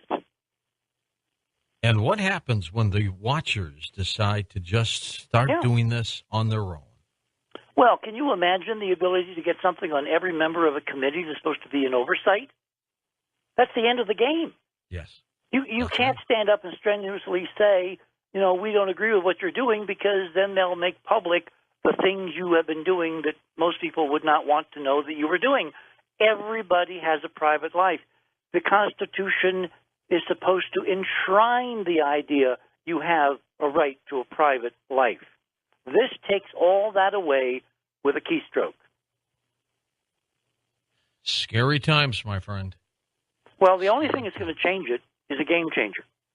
And I think I see a bright light on the distant eastern horizon that is a game changer, which will give us a totally new context to reevaluate all of these things that, like that poor frog in the pot, we have allowed under the guise of security to be heaped on us, one incredible piece of legislation at a time, to where suddenly everyone is subject to blackmail. Everyone. Scary times, Richard. Well, now how does this turn into what is going on now with the space race? Well, remember, we discovered and published, and have been doing this for like 30-some years, that the most sacrosanct, holier-than-thou federal agency that would never have a reason to lie, i.e. NASA, has been lying left and right, up and down and back and forth to the American people ever since, and even before, Americans landed, blueprints on the lunar surface. And I used to think, if NASA could be found to have lied, when what it's doing ostensibly has no real-world material connection to people's everyday lives, there's not a lot of money at stake, there's not stakeholders, there's not huge political, conflicts over various points of view, like all the other contentious public policy issues that we see covered on the news. And hold on, Richard. More coming up on Coast to Coast AM. Hey, do you follow us on Facebook and Twitter? You can. Simply go to our website, coasttocoastam.com. Up there in the far right-hand corner, just click the two icons and follow us along if you would, and enjoy. And don't forget picking up our apps as well, the iPhone apps and the Android apps as well. And just go to coasttocoastam.com. You should do that every day anyways and take some time looking at the stories that we post and the highlight reel and all that. We'll be back with more with Richard Hoagland on Coast to Coast AM. And welcome back to Coast to Coast. Richard C. Hoagland with us. Richard, when you go on these events and you're taking special readings, what are you doing? Explain that for me. Well, as you know, we started looking at this idea of an alternative or a rediscovered physics based on the math and geometry that I and some of my colleagues, like Errol Torrens, found at the ruins on Mars photographed by Viking back in 1976. Now, I didn't jump on the bandwagon in 76, I have to admit. It took me until the early 80s to actually take this seriously. But as we began our investigations, and we put together orthographic images of Cydonia on Mars, and this, of course, is covered at the beginning of this new paper on Curiosity that we posted tonight on the Enterprise website so people can have a sense of the history of how this has kind of all started. We noticed that in this geometry and mathematics, there was almost like a recurrent theme. And through a lot of history I don't have time to go into, that eventually led us to a set of mathematics that appears to have been an ancient physics, which modern scientists in some parts of the world, not so much here in the United States, but in places like the former Soviet Union, we're in the process over the last 50, 60 years of rediscovering and, more important, applying as a series of technologies which can do absolutely astonishing things. So, long story short, I eventually was able to move from the theory part to where, through a departed friend of mine, a physicist named Bruce De Palma, who I've talked about many times on Coast, right, who was the late brother of the famous film director, Brian De Palma. Brian. Bruce had done a series of laboratory experiments, and he had discovered some very extraordinary anomalies in rotating systems. He had gyroscopes that he would rotate, and then he would swing them on pendulums back and forth. And he noticed and noted down and published, monographs of the extraordinary anomalous motions that rotating objects exhibit compared to non-rotating ones. And since the math that we had discovered at Cydonia indicating the physics that we thought was laid out there had to do with rotating systems as opposed to things that don't rotate, immediately when we started talking, we had a lot to share, and ultimately it turned out that Bruce De Palma's measurements were in fact physical laboratory data, experiments confirming the theoretical, mathematical, and geometric models we had found on Mars. This is mind-blowing. The same. How could you find real stuff? Yes, if as the critics say, we're just projecting our weirdest psychologies on a pile of rocks on a place on a desert on Mars. The answer is, of course, you can't, because the Martians were real. They left us real data. That real data had been independently rediscovered by terrestrial physicists, one of whom I got to know, named Bruce De Palma. And the really cool thing, even after Bruce mysteriously died, his brother, Brian De Palma, did a very famous film a few years ago called Mission to Mars. Remember that? I remember. It was a great film. And in the film, there is an homage to both Bruce's laboratory experiments with this physics and to our own discovery of that physics in the monuments of Mars. There's a key scene where the astronauts are inside the face on Mars. Again, this is a film by Brian De Palma. That's right. And one astronaut is back at the ship that's supposed to take off and return them all to Earth. And, of course, when you launch rocket ships, you have to launch them at a certain time. Otherwise, with limited fuel, you won't get home. It's called celestial mechanics. So there's a time limit to where he's calling on the radio, "Hey, guys, can you hear me? It's getting close. Come on, where are you?" And they're inside the face, so they're not getting any of his radio communications. Well, there's a close-up shot at one point of his wristwatch, his digital wristwatch, counting down to when he has to push the button and fire the rockets and leave, or he will die on Mars too. And, of course, the magic moment is 19.47, which is the hallmark number of the physics we discovered on Mars, 19.5. So this was an homage to the physics and to his brother. And in those experiments, what Bruce De Palma used as part of his sensor system to measure these various laboratory weird anomalous interactions was an ordinary off-the-shelf Accutron wristwatch. Which is what you use, This right? is what I have now updated. I've digitized the output. I put it through a computer program, and I have it in a laptop, and I run around the world with Robin. We're the Bobbsey twins of archaeology, I guess. And we run up pyramids, and we sit in the middle of sacred sites, and I do measurements, and Robin, basically sometimes holds my hand. And we get astonishing readings based on the fact that this physics is interfering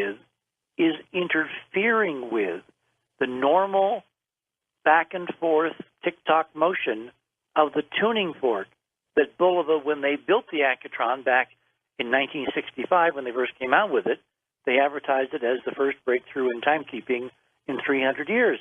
Well, it's not a very good timekeeper because it varies depending upon whether you're just sitting in Des Moines, Iowa, or you happen to be sitting on top of a pyramid in a sacred site.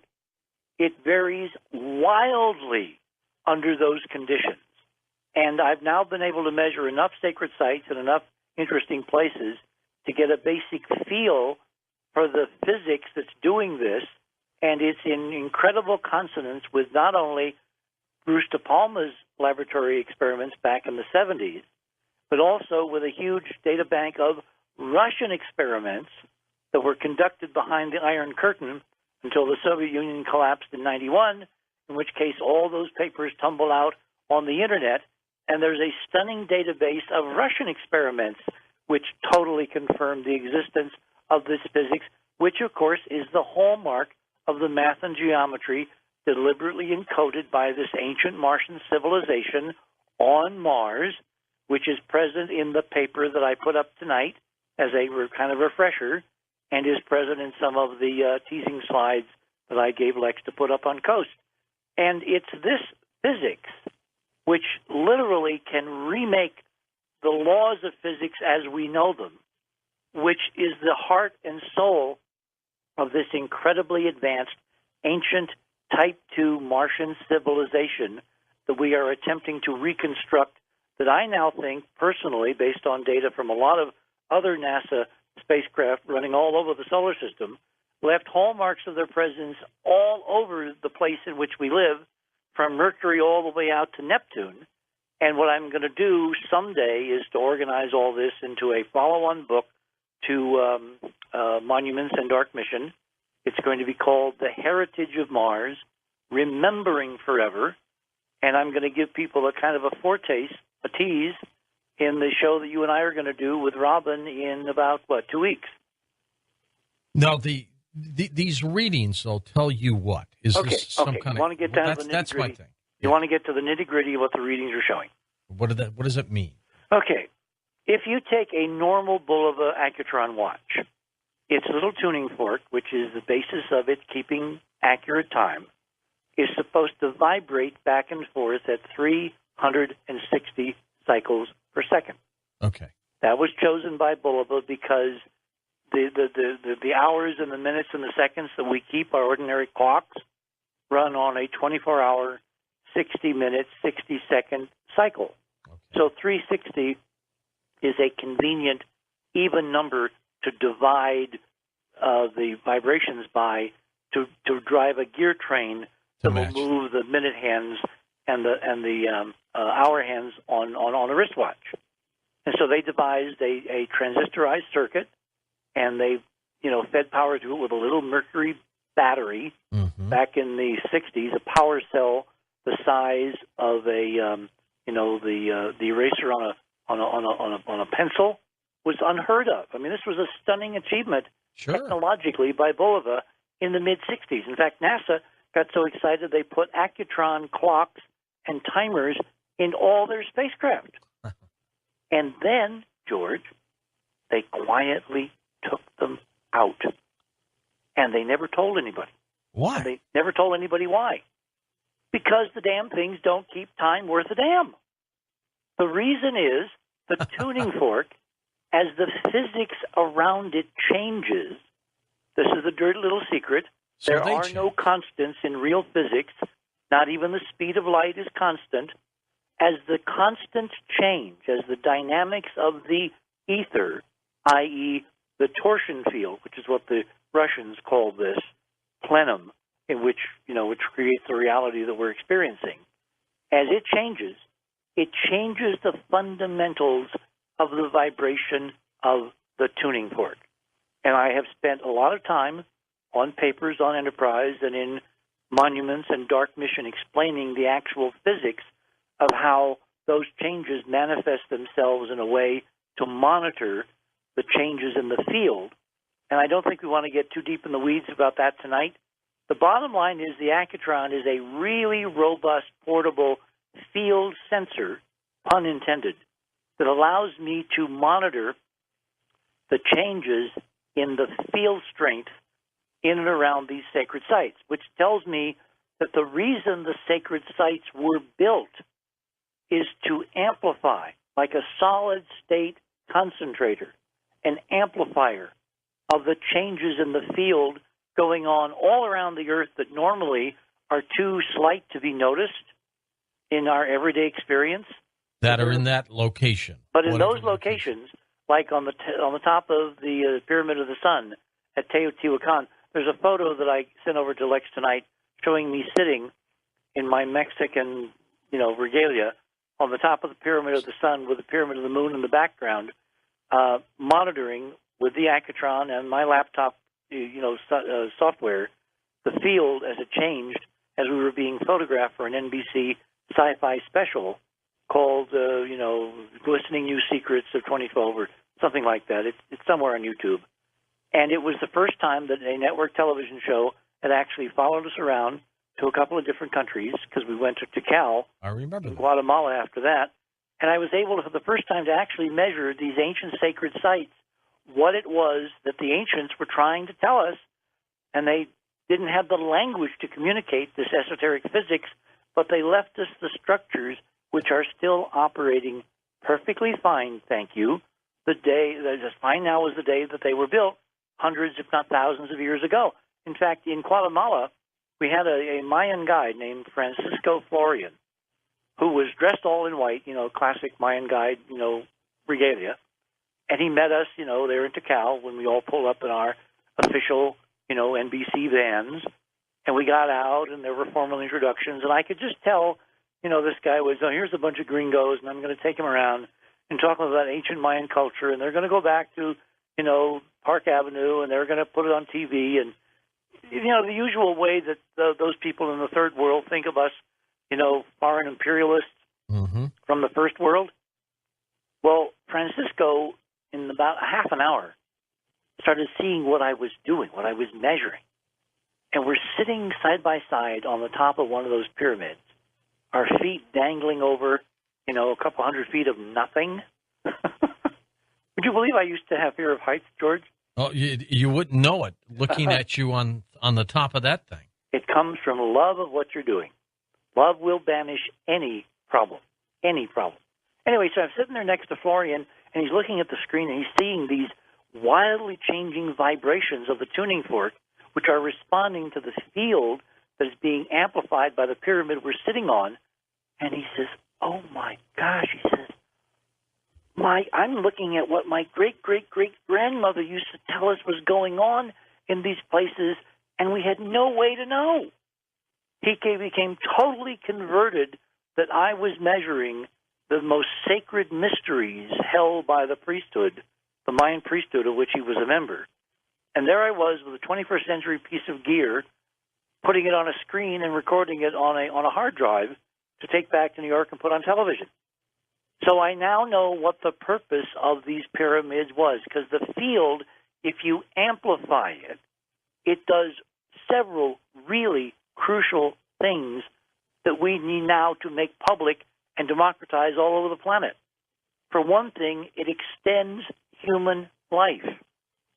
He told us that when the Mayan culture was in full sway, hundreds, if not thousands of years ago, I mean, the time frame is a bit debatable now, because remember, the academics are trying to keep some of this stuff secret, so they pretend these cultures are much younger than they really were.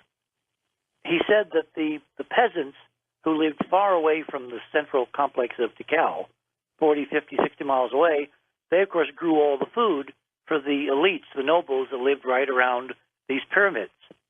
And he said, now I understand. He said the peasants who were farming in the fields, they died when they were 40. The nobles who lived around these pyramids and were immersed in this field that you are showing on that screen is real, they lived to be over 100. The energy kept them going. Precisely. That energy, by the way, is the backbone, foundation of what we call free energy. I was going to say, did Tesla knew that? Yes, of course. Tesla was doing experiments. He was shaking the ether with huge electric arcs, hundreds of thousands of volts exploding, in the ether, in the torsion field. And what electricity in that accumulation, which is called a plasma, does, it converts known forces, electromagnetic forces, into invisible alterations and changes in the torsion field. And one of the things that we're going to be doing as we accumulate more and more resources and research funds is we're going to be doing our own lab-controlled experiments, because now we have an ability which people have not had to actually measure the invisible with something that's visible. Because when you basically cause a perturbation in the force, you know, good old George Lucas, a tremor in the force, in the torsion field, that's what the force is. Yep. The accutron responds by changing its vibration rate because, and this is the model, I need to do the experimental lab work to confirm this, but I'm pretty sure this is what's going on based on De Palma's lab data. That change of the force structure in the field changes the inertia, i.e., the mass of the tuning fork. Give you an example.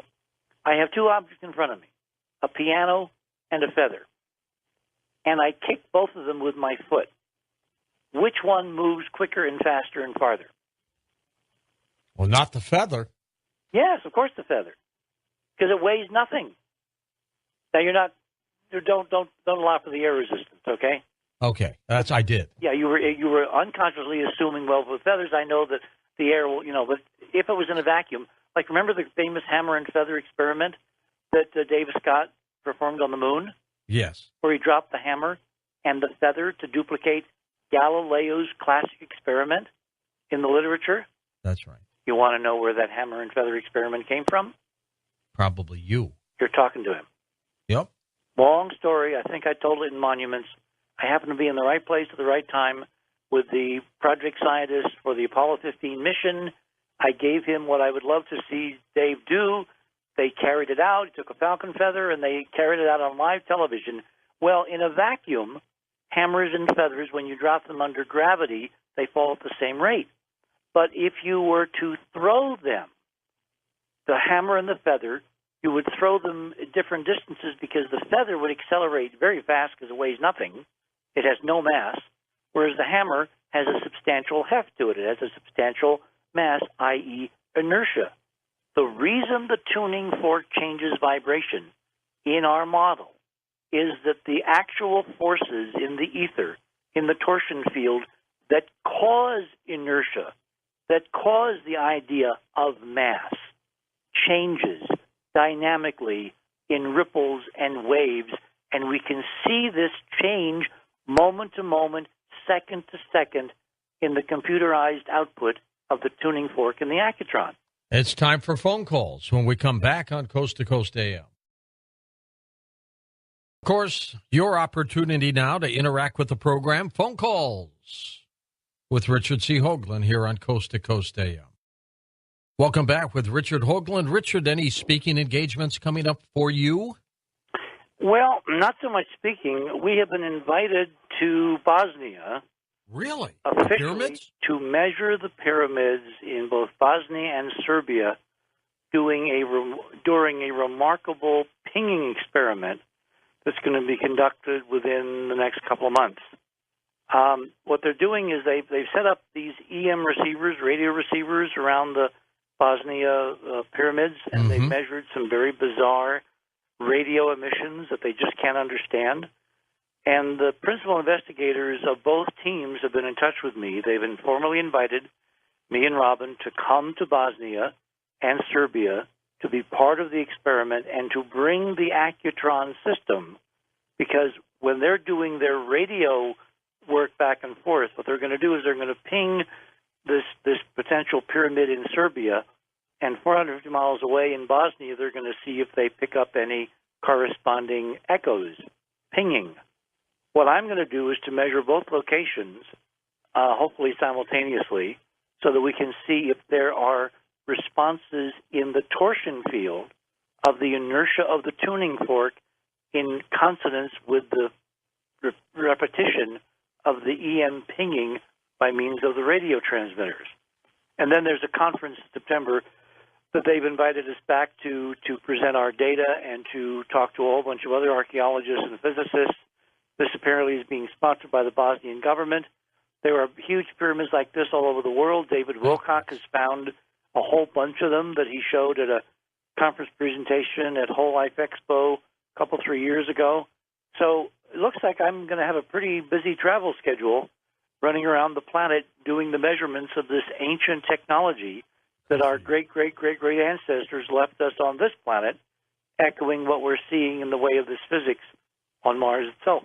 And you enjoy doing this, too. I mean, I've seen you at events. You have a great time. If it wasn't for the fact that I've got to eat and pay the rent and the phone bill and the computer, all that, I would pay to do this. Of course, if anybody has not seen you, job. If anybody's not seen you at an event, though, Richard always demands to come in on a rickshaw with people carrying rose petals. The elephant with the thing up on the top. with horns and trumpets in the background. That's good. Let's take some calls here for you, Richard. Let's go to Elaine in Fort Myers, Florida. Welcome to the show, Elaine. Go ahead. Hi, thank you. Good thing. morning. What I was wondering is, and I have been wondering this, I watched this show, the Conspiracy Files program on TV, and it says that the face on Mars is destroyed, and now it's just a pile of sand. And they don't know whether aliens destroyed it or we went up there and destroyed it or whatever. I just wondered what your opinion was about that. It's wrong. It's disinformation. It's still there waiting to be explored by a decent, rover or human mission. And if we don't do it, I mean, George asked me a question a couple hours ago about private space programs. Mm-hmm. Given how much backlash Elon Musk is getting for the Tesla, have you been following that? Oh, yeah, I sure have. Well, that tells you that the fix is in, and it should make him pretty damn bad, so he might be more receptive now to our conspiracy that NASA's not been telling us the truth. And given that he's part of this panoply of billionaires that are embarking on a plan to privately mine the asteroids, it may not take too much convincing to get Elon to look in the direction of a private mission to Mars to actually set something down at Cydonia and answer this damn question once and for all. Would you go into space if he offered you a seat? Are you kidding? You'd be up there. In an instant. I trust you'd be communicating on the show while you were up there. Among other places, of course. I guess you don't want to come? No, I would go too. Go too. I'm not sure. Well, I'm not sure I'd go to Mars because of the time it would take. It's, a 3-year trip, isn't it? Well, it depends on your technology. Remember, the art form, you were talking to me before about the physics and the free energy. Look, if the field changes are changing the inertia in an accutron watch of the tuning fork, that means you could, with the right technology, change the inertia of spaceships. This is the key to anti-gravity. This is the key to real space drives. This is the key to a real space program, so all of us can go and watch these astonishing ruins and comb through the libraries and try to figure out what our great-great-great-great-grandmothers are trying to leave, so they could tell us how to make a civilization really work. This physics that we're measuring is the keys to the kingdom in every dimension, pun intended. Next up, Anthony's in New Jersey, and he's now on Coast to Coast, east of the Rockies. Anthony, you're on with Richard. Go ahead. Hi, how you guys doing? Good, Anthony. Richard, your passions, it's inspiring to me. My question, and I got a question for George after this too, but my question for you is, the Andrew Rossi machine that just made Forbes magazine, what do you think about that, and how long do you think it's going to take it to hit the mainstream? Well, I don't know a lot about it. I obviously know that it exists, and I'm trying to follow, some of the public data. Rossi himself is a very strange character. My late friend Gene Maloff, who was the MIT physicist who founded Infinite Energy magazine after he quit MIT when he found them faking data against cold fusion experiments. I mean, this was a guy with real integrity. Up until just before he died, he was murdered. Back in 2004. It doesn't seem it could be that long now. Yeah, Gene had a classic statement about inventors like Rossi. He said they all seem to have come down with what he called inventor's disease. They become incredibly paranoid. They don't publish how they're doing what they're doing. They have visions of making billions or trillions of dollars off their technology in their spare time, which makes them totally prey to the forces that are trying to suppress this physics and this technology and keep it secret and in the hands of the elites and not let us out here, use it and play with it and benefit from it. From some of the behavior I've seen reported by Rossi, he unfortunately falls into this inventor's disease problem. So I don't know how much we can rest our hopes on Rossi, but there's tons of other inventors and tons of other technology. And if Rossi doesn't pan out, there will be others. And we intend at Enterprise to follow these and to shine the light on them if they conform to the measurements that we're getting, because we now have a unique way using the Accutron technology to measure the field around these devices. And if they're real devices, they have to be shaking the torsion field, the ether, in a way that the Accutron will respond. And if they don't do that, then they're not real. It's a really important experimental test. Let's go to Anthony back again in New Jersey. Anthony, you had a quick question for me? Yeah, I do a lot of warrior meditations where we go at the elites, and I was wondering if you could hook me up with your producers, because I'd love to have one of these on your show to get these free energy devices out. We've had a lot of success with these, and if I could just talk to a producer, that would be absolutely wonderful. Put you on hold right now, and they will get your information and help you out on that. Richard, so many people are fascinated with space and science. It's amazing how many things are going on that the public just isn't aware of. I mean, these clandestine things. I'm convinced, as you have taught us, about the Black Ops program, the secret space program. These things probably have been going on for years. I think a lot of the UFO sightings were some of our own craft. Yeah, I totally agree. Yeah. Next up, we go to Dave in Iowa, first-time caller. David, go ahead. Yeah, I got a question for you. Richard might be able to answer this question. I wanted to find out, is there a possibility that sonic boom that you hear on and off? I heard the other day you had somebody on the radio, and you keep hearing it on and off. And every time going down I-80, you see a bunch of military trucks. And then today I stopped at the gas station, and they're all electricians. Are they putting big cable for the place for internet, for that big place they're building through all the areas? Well, that's very possible. Dave, look, I think this is what's happening. Linda Moulton House reported on the program before that these huge booms that people are hearing probably could be emanating from the core of the planet. And I'm going to get your reaction in a minute to this, Richard. But there's no question also there are underground caverns and caves and structures that we have been building, and I'm sure they're putting the latest technology in there, for sure. What do you think these booms are, Richard, that so many people hear? Well, remember, Linda's not a scientist, and she's a damn good journalist, but when she's talking to these experts, the geologists she was talking to, I don't think she quite knows the right questions to ask. Uh-oh. Because, for one thing... Those are fighting words between Well, them. not really. I mean, all of us know a lot about some things, and we don't know much about other things. That's what specialization in a high-tech culture winds up. Well, what is she not asking? Well, she's thinking that they're telling her that this is coming from the core. The core of the Earth is 4,000 miles beneath our feet. Right. And for these booms to somehow be emanating from the core, they would be destroying major portions of the surface landscape simply because of the transmission of sonic energy from the center of the Earth up through the crust. They'd shatter everything down or something? Yeah, absolutely. I mean, there are areas which are collapsing now as sinkholes. You've seen those, right? Yeah. Oh, yeah. They're all over the place. What geological formation are sinkholes forming in? Limestone. Limestone, when limestone is made of what's called calcium carbonate. Yep. And the experiments the Russians and De Palma and others have done indicate that torsion and calcium carbonate go hand in hand. The pyramids that we've been measuring with the amplifications of the torsion field are made of limestone.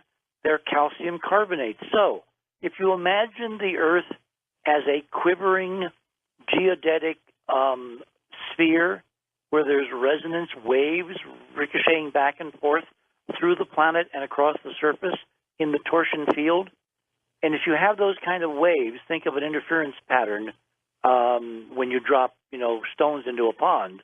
You get all kinds of rings overlapping each other.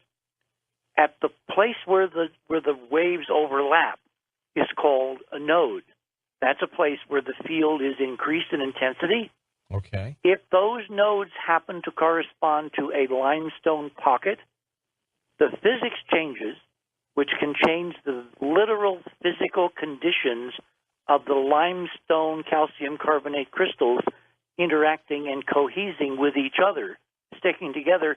It can change the tensile strength of that strata of limestone, and suddenly it collapses and you have a sinkhole.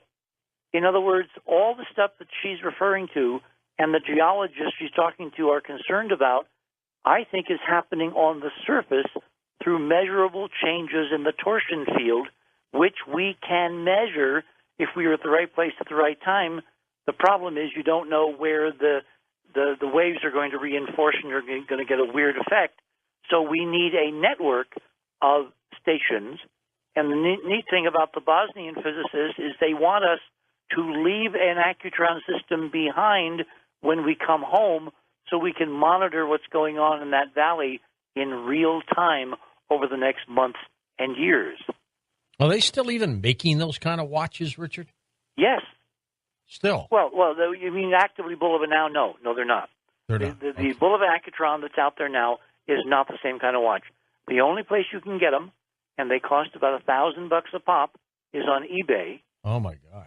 But they're the heart of a tested system which we've adapted, and I'm going to try to make them available to people that want to, as home experimenters, put a system on their local sacred site.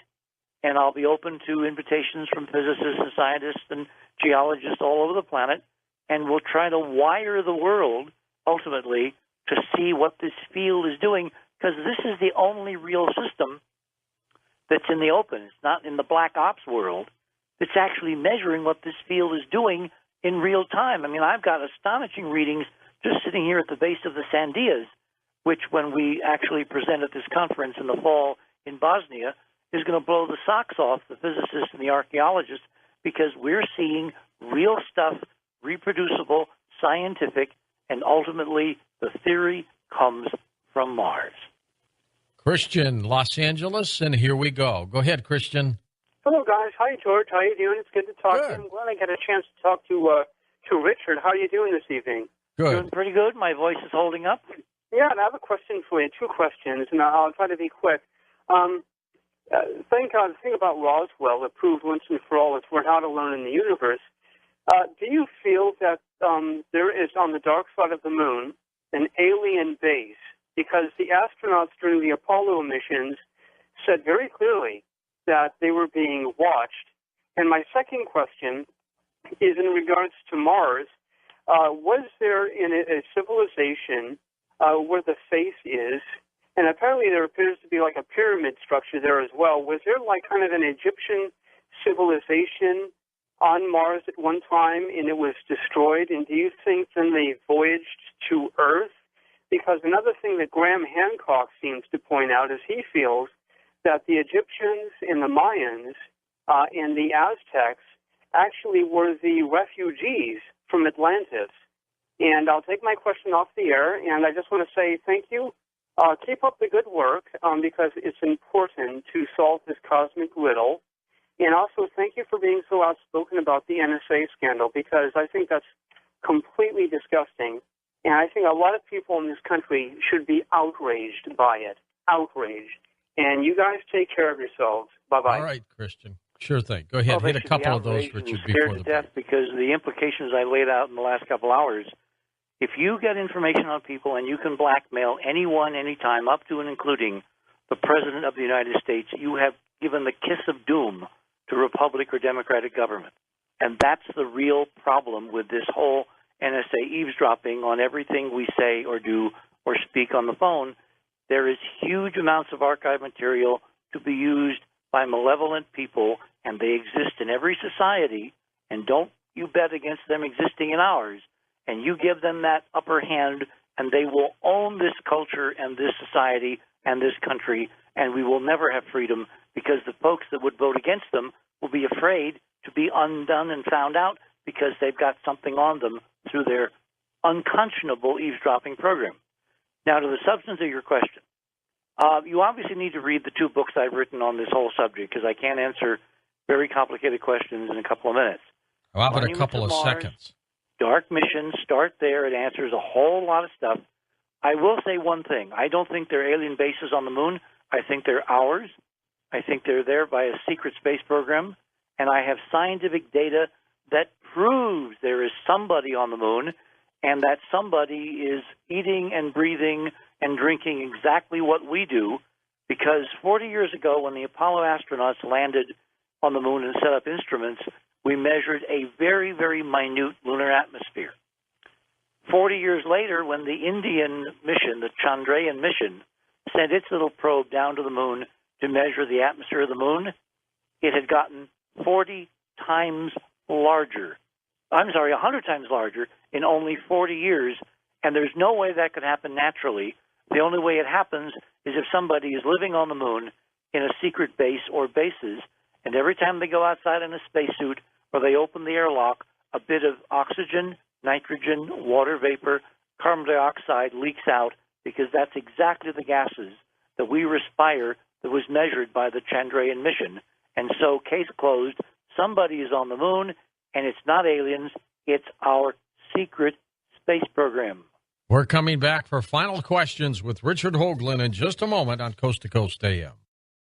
On our next Coast to Coast program, of course, split show for you.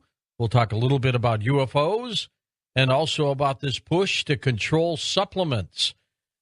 But when we come back in a moment with Richard C. Hoagland, we'll take final phone calls here on Coast to Coast AM. And welcome back, Richard Hoagland with us. Your calls, final segment. Richard, how you doing on Facebook? You still use it a lot, don't you?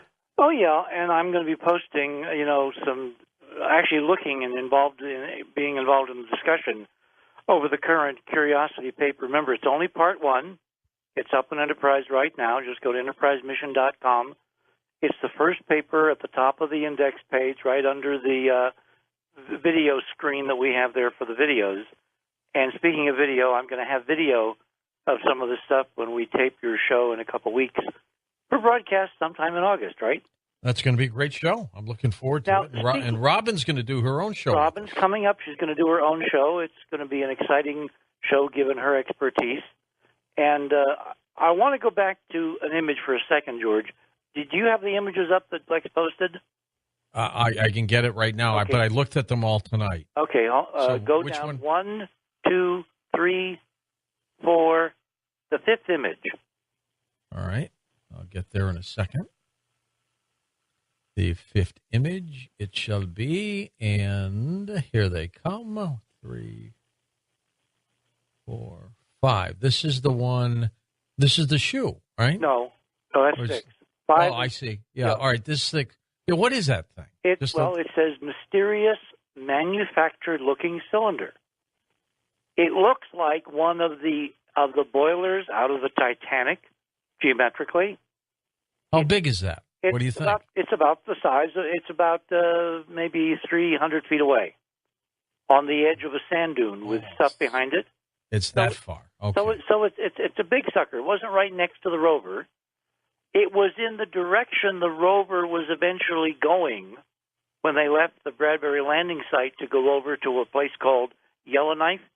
They had to go right by it. Do you think they went up close and took a really interesting close look and hit it with the laser? And we don't know. We don't Maybe know. They did, but they should have. Does that look like a rock to you? Actually, it looks like the head of a frog sticking his head. Well, think in terms of geometry. See, I see a cylinder where you have the flat top facing the sun, and then you have the dark body of the cylinder in shadow, extending at an angle down behind the sand dune. I'm more excited about the shoe, to tell you the but truth. Remember, it only takes one white crow. If we find one bona fide, not natural object on Mars, we won. You know what? I tell Linda Moulton Howe. She gets upset when people question the percentages of crop formations and whether they could be anomalies, okay, from whatever source. That's the wrong game. And I said, Linda, all you got to do is find one. Exactly. That's it. And there are thousands of those that are not made by us, made by somebody communicating something important. How do we know? Because of the changes of physics of the crop and the soil, and beating down wheat with a board doesn't change the physics of the chemistry of the cells in the crop. That's an energy application. Great. Now, were you going to ask me a question about the TV show? Yeah. How are you doing? It's doing well, as you will find out. It's a live audience, and you will have some fun. Just don't wear your bola, please. You don't want me to wear my bola? No, you're going to wear your bola. I was only pulling your leg. I want to wear my bola. The bola is you, so you might as well. It is me. Yeah, that's you. It's like my mustache is me. Gene Shoemaker. Let's go to Jeff in Hutchinson, Kansas. You've been on with me too long. You're getting punchy. Wild card line. Hey, Jeff, go ahead. Good morning, gentlemen. Morning. Morning. I wanted to ask Richard if he'd ever been to the Kansas Cosmosphere. I haven't been there. I know of it. I know there's some pretty advanced people running it. They're very adventurous. They found NASA artifacts that, were in junkyards and on eBay and all kinds of other places, and put them back together. And were they the guys behind the discovery of Liberty Bell 7 at the bottom of the Atlantic? Yes. Yeah, that's what I thought. It's currently here, and so is the Apollo 13 command module and the two Saturn V engines that were just plucked from the bottom of the ocean. Oh, they were responsible for that, great. too. Liberty Bell 7 was Gus Grissom's, right? That was Gus Grissom, and he's lying there, happy as a clam, waiting to be picked up by the helicopter, and suddenly there's a bang, and the hatch over his head blows off with the explosive bolts. Water pours in, and he almost drowns. And to his death, he was protesting that he did nothing. And there were folks in NASA who claimed that it had been his mistake, and he hit the wrong button and blew the hatch. And, in fact, the actual caller, do you happen to know what the forensics are? Because one of the reasons they wanted to get the spacecraft back. Whoop, he's gone. Okay, well, one of the things they wanted to do was to see whether the switch was in the right position to not have been fired by Grissom. I see. Okay. That's that should be easy to find out. Well, I just haven't tracked it, but I wish we hadn't lost him, because the other possibility was when the helicopter had tied the line on to lift the capsule out of the water and put it on the deck of the aircraft carrier, there was a whole bunch of radio traffic going on. And as you know, you can set off explosives that are on electrical circuits with EM interference from crosstalk radio traffic in close proximity, and that's what Grissom claimed had happened, that it was simply the Navy communicating, jabbering on all their radio frequencies that set off this too sensitive circuit in the spacecraft. The switch position in the spacecraft would tell us whether he was right or NASA critics were right. He was a great astronaut. He sure was. Edward in Santa Clara, California. Go ahead, Edward. Thanks for calling. I noticed Richard was talking about also Elon Musk and inventors. I want to say this real quick before I get to Tikal. Isha Kahari, 18-year-old girl, I don't know if you heard about this, modified a supercapacitor to charge a cell phone in 20 Oh, yes, I did see that. Yes. So she could charge an electric car. Yep. And from what I understand, Zen Motors, who have exclusive rights to the eStore supercapacitor, they're claiming that they can charge, if this comes to fruition, which this girl's already done, it can charge an electric car in less than 5 minutes. Well, the key, of course, is the engineering and the scaling up. You can do something in a lab, and then it takes millions and millions of dollars to scale it up to where it's a useful commercial device. But at least proof of principle, and she's not the only one, but she certainly was out in front in terms of her age group, and my hat's off to her. Yeah, real quick also on Tikal. I was about 18 years old. I have relatives in Guatemala. And I had this numbing feeling between, below my waist and the ground.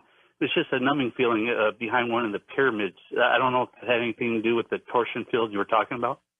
It could be. If you're one of those people that's genetically sensitive so that you respond physiologically, if you get between some of the, remember how the Tikal pyramids are always built in pairs and twins? There was a field between them that I was able to measure, and it looks like any ordinary interference pattern. So if you're one of those people who's biologically sensitive, I mean, when I was up on top of a couple of them with Florian, I actually had to get back from the edge because I felt dizzy, and that's because the field was interacting, I think, with the otoliths in my inner ear, which vibrate back and forth, and vibrating things in an enhanced torsion field will respond differently to things that don't vibrate. So I realized the symptoms, and I sat down so that I didn't fall off. Okay, thank you very much. You're welcome. You are very, very welcome. How many followers do you have on Facebook now, Richard? Thousands. It's growing. Thousands and growing, yes. Good for you. And David in Anchorage, Alaska, you're on with Richard Hoagland. Go ahead, David. Richard, you changed my life. Oh, my God. That's a terrible responsibility. Very much so. I first, of course, ran across you when you were on CBS and doing the space program. My father was a rocket scientist, so we're in Florida, and I can remember you on CBS. And you mentioned one time in one of the shows that they gave out those little plastic flags to some of the people. And my dad brought one of those home, and I took it to school and was playing with it. So I remember those things, if you remember talking about the clear plastic ones. Mm-hmm. The Mylar. And, yeah, so, I mean, just a little note, I guess, just for you. And anyway, you brought up with a long time ago on talk radio, back in the days when you were oftentimes on Chuck Harder's show. You gave out a book, and it was about the space program and how the Apollo missions were pre-planned before Kennedy ever even brought them up, and so that got me interested, and of course that brought me into the free energy field, and it's the free energy field that really truly changed my life. Because of the things I knew about science and because of the associations, I was able to key into. Even a friend of Bruce De Palmas, a friend and an associate of his, and I'm going to get to a question in a second. And so the ideas of free energy is absolutely real. It's actually been around longer than gasoline engines have been around. Well, you see, the whole name free energy is wrong. It's not free. Energy derived from the ether field. Yeah, you have to derive it from the ether. It's basically like tapping hydroelectric energy where you store water behind a dam, only the dam in this case is basic, waves in the field. If you can manipulate those waves, you can make the field do work. You can tap into it. That's right. Or you can have an energy source. One of the things that is commonly mistaken in physics classes, is taught in every school and every university around the world, is they talk about closed systems. When the only place a closed system exists is in a physics classroom. There's no such thing as a closed system that exists in our universe in any way, shape, or form. They're all open systems to some degree. I mean, you can start eliminating things to create an artificial closed system, but they don't actually exist. Well, the ultimate open system is the universe because, remember, 3D reality, if we're right, and the equations say we are, the energy that's driving the torsion field itself is coming from higher dimensions. And so you have an unlimited source to draw upon, and you shouldn't have to pay a nickel for power from the meter. When do we get to the point where all appliances will not be plugged in, but they'll pick down the energy from George, and we solve the NSA problem, because it's only part of a much bigger problem, which is there are folks in charge of this planet, and they're probably all related, and their decision has been that they will allow nothing that will undercut their position, their ability to make money, their ability to control all the rest of us, and until we blow the doors off that political problem, none of the extraordinary advances that will make the human race human once again will be allowed to be, made commercial. That's why politically we have got to wake up and demand a change in the direction that we're going. Let's take a couple more calls for Richard, then that's it for the night. Gary in Reno, Nevada. Hello, Gary. Thanks for holding. Go ahead. Oh, thank you very much. Richard, 15 seconds. I'm working with the HeartMath Institute, placing these global coherence pod, $60,000, meta-sensitive. The placement of those, I got a couple of sponsors for them, should incorporate your torsion field. If nothing else, just try and point in the direction where one of these might be placed. I'll send you an email down to my point. Are you still with me? I'm with you. By all means, send me an email. Okay. Yes. All right. Yeah, get back to that in a second because I know you got another caller. I'm going to try and get this in. The name of your nemesis, as of 2007, the Select Senate Committee on Intelligence did away with term limits entirely for both Dianne Feinstein and Jay Rockefeller. They no longer are limited by term limits. They put in term limits so that the intelligence agencies wouldn't co-opt the congressman. Just the opposite has happened. If you think that the congressmen have problems, think of yourself as working for one of the intelligence agencies, knowing that the other agencies have as much dirt on you as you have on them. You've got Rockefeller on one side with Republicans, Feinstein on the other side with the Democrats. They just work tag team between themselves depending on who's in office. They also control appropriations, so they control all of these agencies' paychecks. They control the judiciary. They're on the Judiciary Committee. They've got this government wrapped up. The name of your president right now is Dianne Feinstein. Her vice president is Jay Rockefeller. They are not subject to term limits. They have unlimited budgets into every single one of the intelligence agencies, including Office of Reconnaissance. They've got it all compartmentalized right under their thumb. There's your secret government right there. I just named it. Well, there it is, Richard. I think he's onto something, yes. He may be. He may be. Let's go to Kirby in Montana. Hey, Kirby, take it away. Yeah, Richard, something you said tonight about the age brought the age of the people that live near the pyramids brought something to mind that I read a while ago about, and I have a master's in anthropology and archaeology, and I know that this book is called The Granite Starship. Oh, yes, Art had that guy on years and years and years ago.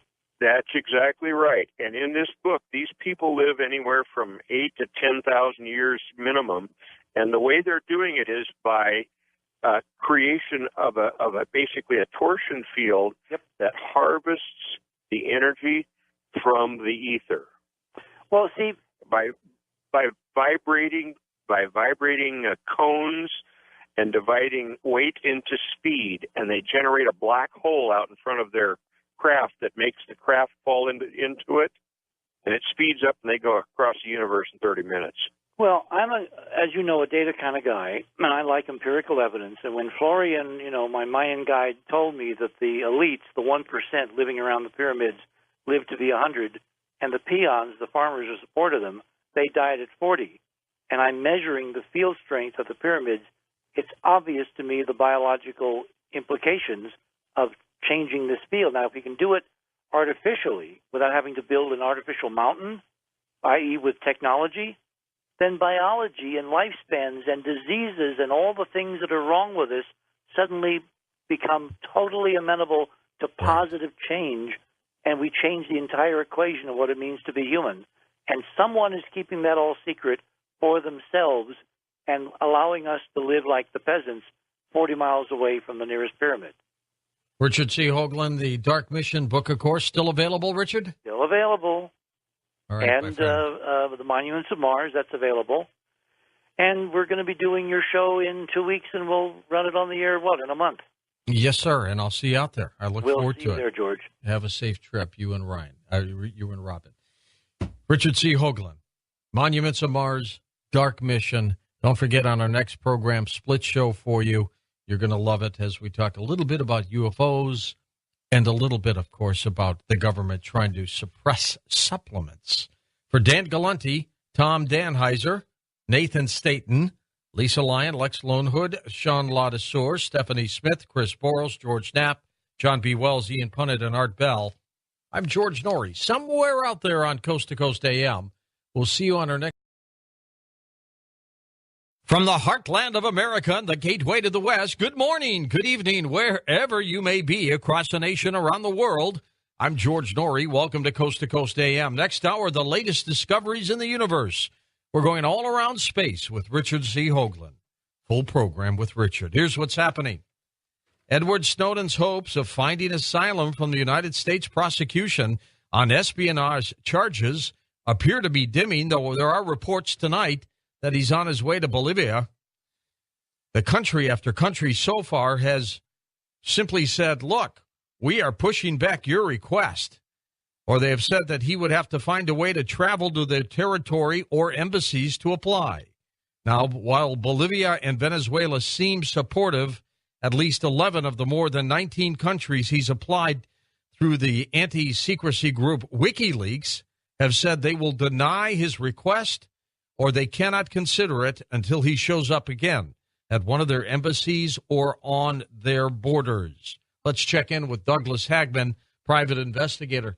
Douglas, he may be on a plane now going to Bolivia, but in spite of that, nobody seems to want him.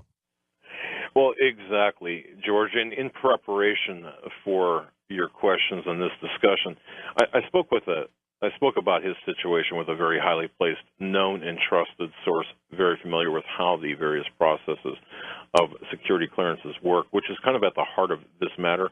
And how they work, people need to understand. The executive order under which Mr. Snowden is working or was working is that he signed away his constitutional rights in exchange for his loyalty to operate at the mercy of and the direction of the president. So what's happening right now, and when you do that, by the way, and then you are confronted with perhaps a revelation that the order under which you are operating is in direct opposition to the Constitution and by extension to the American people, what do? Well, perhaps what Mr. Snowden did, and that is to disclose certain information. But his crime is one of two things, but not both. Either he criminally disclosed national state secrets to external enemies, putting everyone in America at risk in violation of his oath, and we don't know that yet. Or what? That's right. Or he decided that as an American citizen, he had a duty and obligation larger than that oath by overriding importance to his fellow citizens, one that trumped his oath that he signed, to expose programs that were in opposition to a larger constitutional issue. And by doing so, of course, placed himself in that position, but very few people know that by the stroke of a pen, Obama could bring an end to this mess that could be acceptable to everyone, and that's very simply allow him to return to this country and be subjected to the normal jurisprudence of any American citizen would. Yeah, I think one of the things the president should say to him is, in lieu of what's been going on, is, Edward Snowden, you're allowed back in the United States. We're not going to prosecute you unless we discover that you revealed trade secrets that could harm the United States. What do you think of that?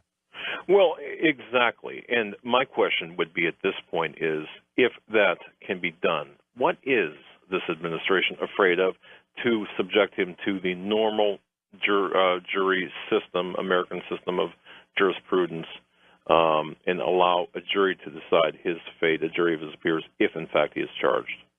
All right, Doug, thank you so much. We'll continue to use your insight into this story. Google's claim that it will not need to alter its privacy policy to reflect the impact of its new glass product has been met with scorn by U.S. authorities. Senator Joe Barton, who co-founded the Congressional Bipartisan Privacy Caucus, sent a detailed letter of concern to Google. Now, that was in May, asking the company to clarify how glass users' data could be protected, as well as the privacy of non-users who could be identified through technology, including facial recognition. More problems in Egypt, of course. One deadline has passed for Egyptian President Mohamed Morsi, and another hangs over his head for Wednesday. The opposition is saying, look, we want you to leave office. The military is saying, if there's no agreement reached between Morsi and the opposition, they will throw away the Constitution and take other actions. And you can imagine what that will be. The last surviving creatures on Earth will be tiny organisms living deep underground, according to scientists. The researchers, using a computer model to assess our planet's fate billions of years from now, they found that as the sun becomes hotter and brighter, only little microbes would be able to cope with the extreme conditions that the solar changes would bring. How would you have liked to have been Adolf Hitler's food tester back during World War II? That's right. Margot Rolik spent the last few years of World War II eating lavish meals and fearing that every mouthful could mean death. The former food taster for Adolf Hitler, who is now 96 years old, was telling Reuters what it was like to eat his food. She was forced to eat between 11 and 12 every morning for most of the past 2.5 years of the Nazi Germany leader's life. They had 14 other girls in their 20s doing the same thing for Hitler. Student loans, interest rates on some federal student loans, namely the Stafford loan for undergraduate students, doubled to 6.8%. Now, college students won't get hammered just yet, but they will eventually. That happens after they graduate and interest begins to accumulate. Grown children in China must visit their parents or potentially face fines or jail, according to a new law. China's new elderly rights law deals with the growing problem of lonely elderly people by ordering adult children to visit their aging parents. You know, kids should be visiting their parents regardless, but I don't think you should have a law forcing them to. But they do that in China, don't they? Pope John Paul II is in the fast lane to be a saint after the Vatican Congregation of Cardinals and Bishops credited him with still another miracle. His first miracle, of course, the one that was approved, was the healing of a French nun who had Parkinson's disease. The second miracle occurred in May of 2011, the night of John Paul's beatification ceremony in St. Peter's Square, was the healing of a Costa Rican woman. So he's on his way to being a saint. By the way, Tuesday was World UFO Day. That's when people are invited to get together and watch the skies for unidentified flying objects. Who better to check in with to see if they did that but Peter Davenport from the National UFO Reporting Center. Peter, did you get any higher calls or emails today? In fact, we didn't, George, but thanks very much for inviting me on today. I have to admit my ignorance of this. I didn't realize today was a World UFO Day. In fact, I'd never heard of that celebration before. This afternoon, I was invited to make an appearance on a TV station on the East Coast, and after the interview, I realized what it was for. They apprised me that this was World UFO Day. But a lot going on. Just less than 30 minutes ago, a major sighting, apparently, at least reportedly, over Buckeye and Goodyear, Arizona, big cluster of 5 orange or amber lights that I've been talking about probably way too often on this program. But out of, or in recognition of the international flavor of World UFO Day, I had to look it up. It's celebrated in at least 26 nations around the world, representing 5 continents. So I'd like to start with a very interesting sighting that occurred over, I believe it's pronounced Penetang or Penentang, Canada and Ontario. Last night, less than 24 hours ago, 3 sailors were sitting on a sailboat out on the water waiting for the fireworks display for Canada Day, the 1st of July. And they were flabbergasted to see 2 lights descend vertically out of the night sky, pause just above the water for a few seconds.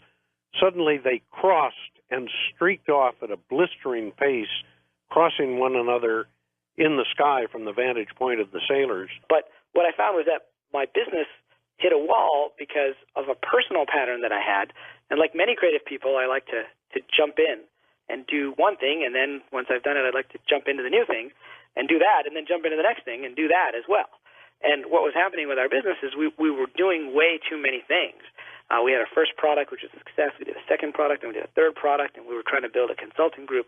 So all of these things were a direct reflection of how I held my energy and the way that I like to jump into things. Now, this pattern had a strength for me. The fact that I could jump in and learn something new was part of my personal strength, but it also became part of my personal weakness.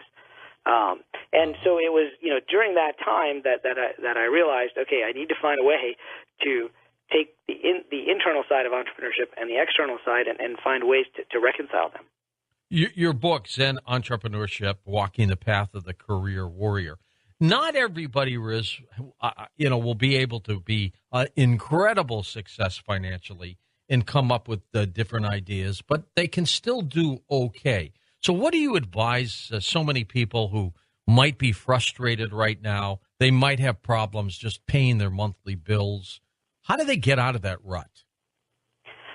Sure. Well, so as I said before, I think it always begins with a little bit of self-knowledge, because whatever rut we're in, whatever situation we're in, we've made a lot of decisions along the way that got us there. And I think having a little bit of knowledge of that is quite useful. So I encourage people to do a little bit of self-reflection and try to be honest with themselves. And I think it's possible for us to be happy and financially successful as individuals or as a business if we can find what I like to call the intersection of the three spheres. And the first sphere is, what is it that you like to do? What do you love? Now, of course, we've all heard the phrase, do what you love and the money will follow, right? Mm-hmm. Yeah. But sometimes we do what we love and the money doesn't follow, right? That's true. And that's because we're focused only on that one sphere and not how it intersects with these other two spheres. The second sphere, which I think in some ways is the most difficult, is what are we really good at? Right? And it takes a little bit of, like I said, self-knowledge and honesty here. I may decide that I love basketball, and I do, and I want to be a basketball player, right? But I'm only 5'6", and I'm not really that athletic. And honestly, I'm a better computer programmer than I am a basketball player. Bob Cousy wasn't that tall either, Riz. That's true. Sure. But so I think this part, I'm using an extreme example with basketball, but so often, we set our sights on something, but we're actually good at something slightly different. And sometimes we have to ask other people to try to get that self-knowledge. And then the third area is, what is it that the market wants and that the market is willing to pay for? Now, too often people concentrate only on that third sphere, and then they're caught in a job that's not personally fulfilling to them and isn't really a part of they don't feel like it's a part of their path in life, right? It's just something they're doing to get a paycheck, so then they can go off and do what they love, right? But I really encourage people to look at the intersection of these three spheres and take some time and write down, lists of things, and that will change over time, and to help try to find that intersection. Now, one thing that can help find that intersection is what I call clues from the universe. And there's at least 7 different types of clues, but these are different types of hunches and synchronicities that you can use to help guide yourself, along the way of your career path. Now, these clues in the universe, do we have to go seek them out, or do they come and flow to us? Well, actually, they come to us if we learn to be aware. And so, I like to encourage people to think of their lives and their careers as sort of a treasure hunt, kind of like, the old Indiana Jones films, right, with Raiders of the Lost Ark, where there's some treasure that they were seeking, like the Ark of the Covenant or the Holy Grail. But to get there, they had to decipher a series of clues, and they didn't all come at once. You had to take that first clue, follow it, and then it would take you to the second clue, which then you could follow to try to eventually get to the treasure. And I'll give you a perfect example from one of my businesses of the type of clue I'm talking about, because these clues, they evoke a certain feeling within our mind and our body, and the more we quiet our minds, I like to think of our minds as being like, those snow globes, where if you shake the snow globe, the snow's everywhere and you can't see anything. But if you let the snow settle, you can actually see what's inside the globe. And our minds are like that. And if we can settle what's going on in our minds, we can perceive these clues more clearly. So I'll give you this example. In one of my companies, we started in Cambridge, Massachusetts, and we couldn't figure out a name for the company, no matter how hard we tried. So I ended up going home to visit my parents in Michigan for the holidays. And while there, I was driving by Ann Arbor, Michigan, home of University of Michigan, and this name on the side of the building that I'd never noticed before really jumped out at me. I had that kind of feeling of deja vu, like there's something significant about this name, and the name of that company was Arbor Text. And so when I got back to Cambridge, I said, hey, these guys named their software company after their hometown of Ann Arbor. Why don't we name our company after our college town of Cambridge? And we named it Cambridge Documents. And so that was an example of taking a funny feeling, following it to solve a business issue. But then I said, this clue feels bigger to me than that. So I went and did some research on this company and found out that they were actually in a similar market space. So on my next trip home to visit my parents, the next holiday, I showed them our product, and to make a long story short, over time they became our biggest customer, and they got us into all kinds of companies that we would never have gotten into on our own, like Boeing and Toyota.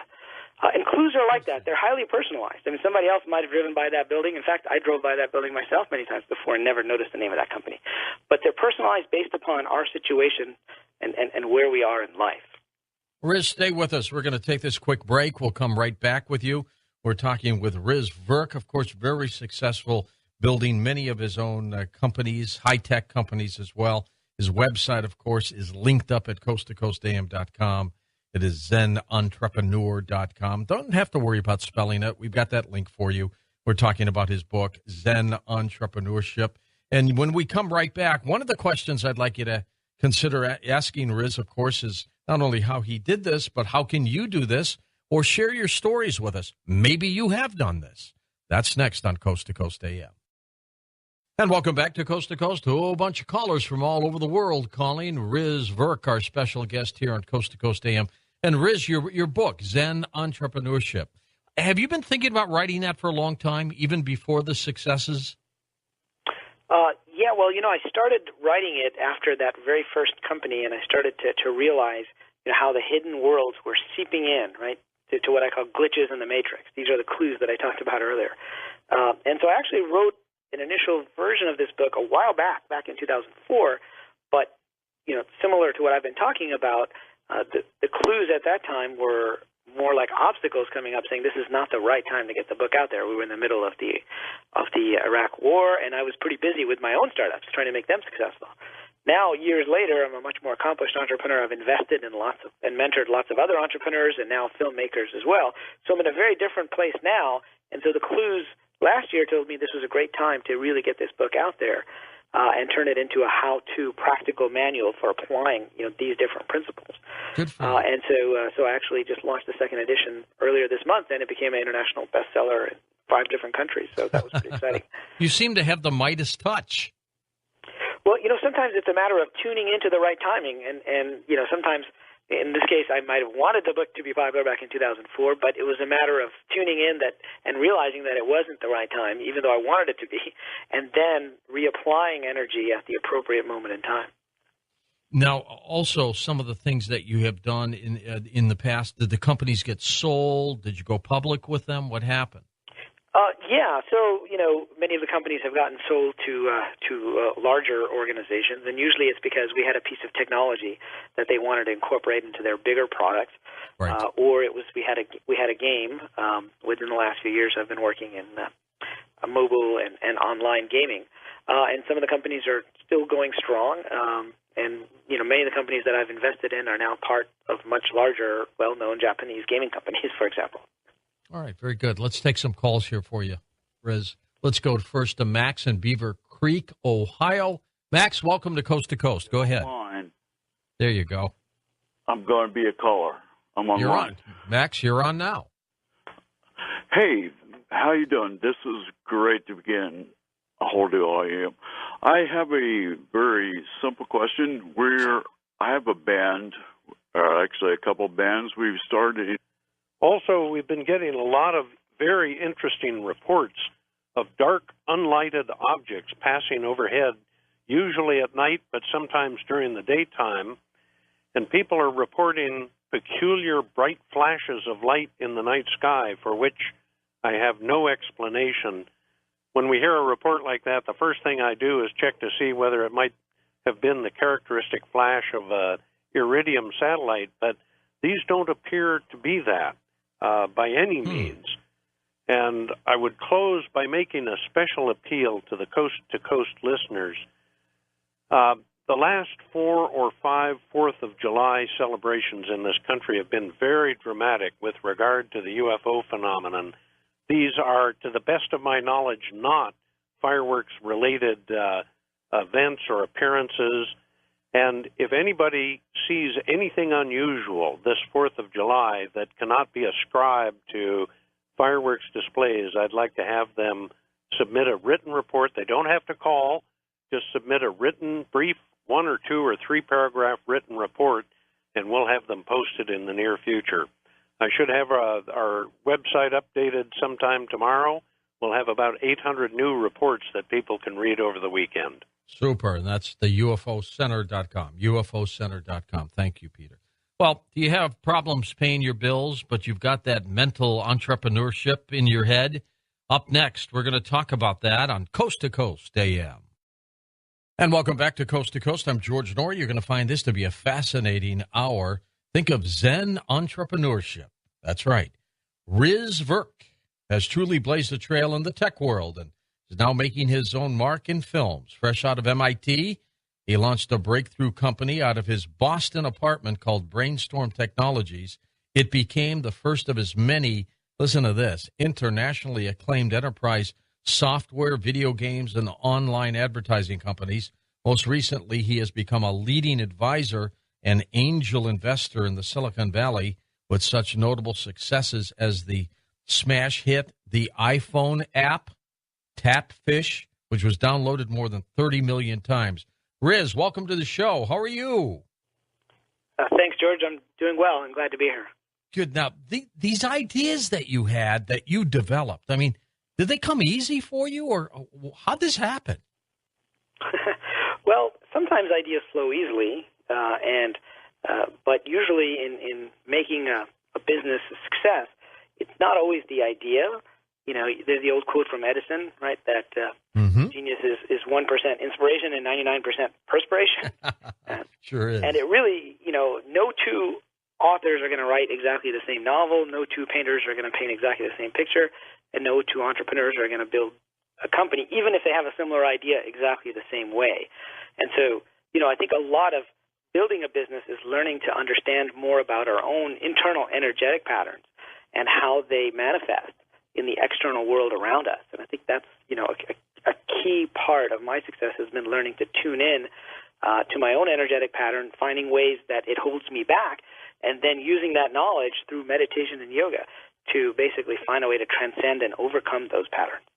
Tell me a little bit about your companies that you started, like Brainstorm Technologies, how you developed them, Riz, and then Sure. So Brainstorm was my very first company when I was fresh out of MIT. I was 23 years old at the time.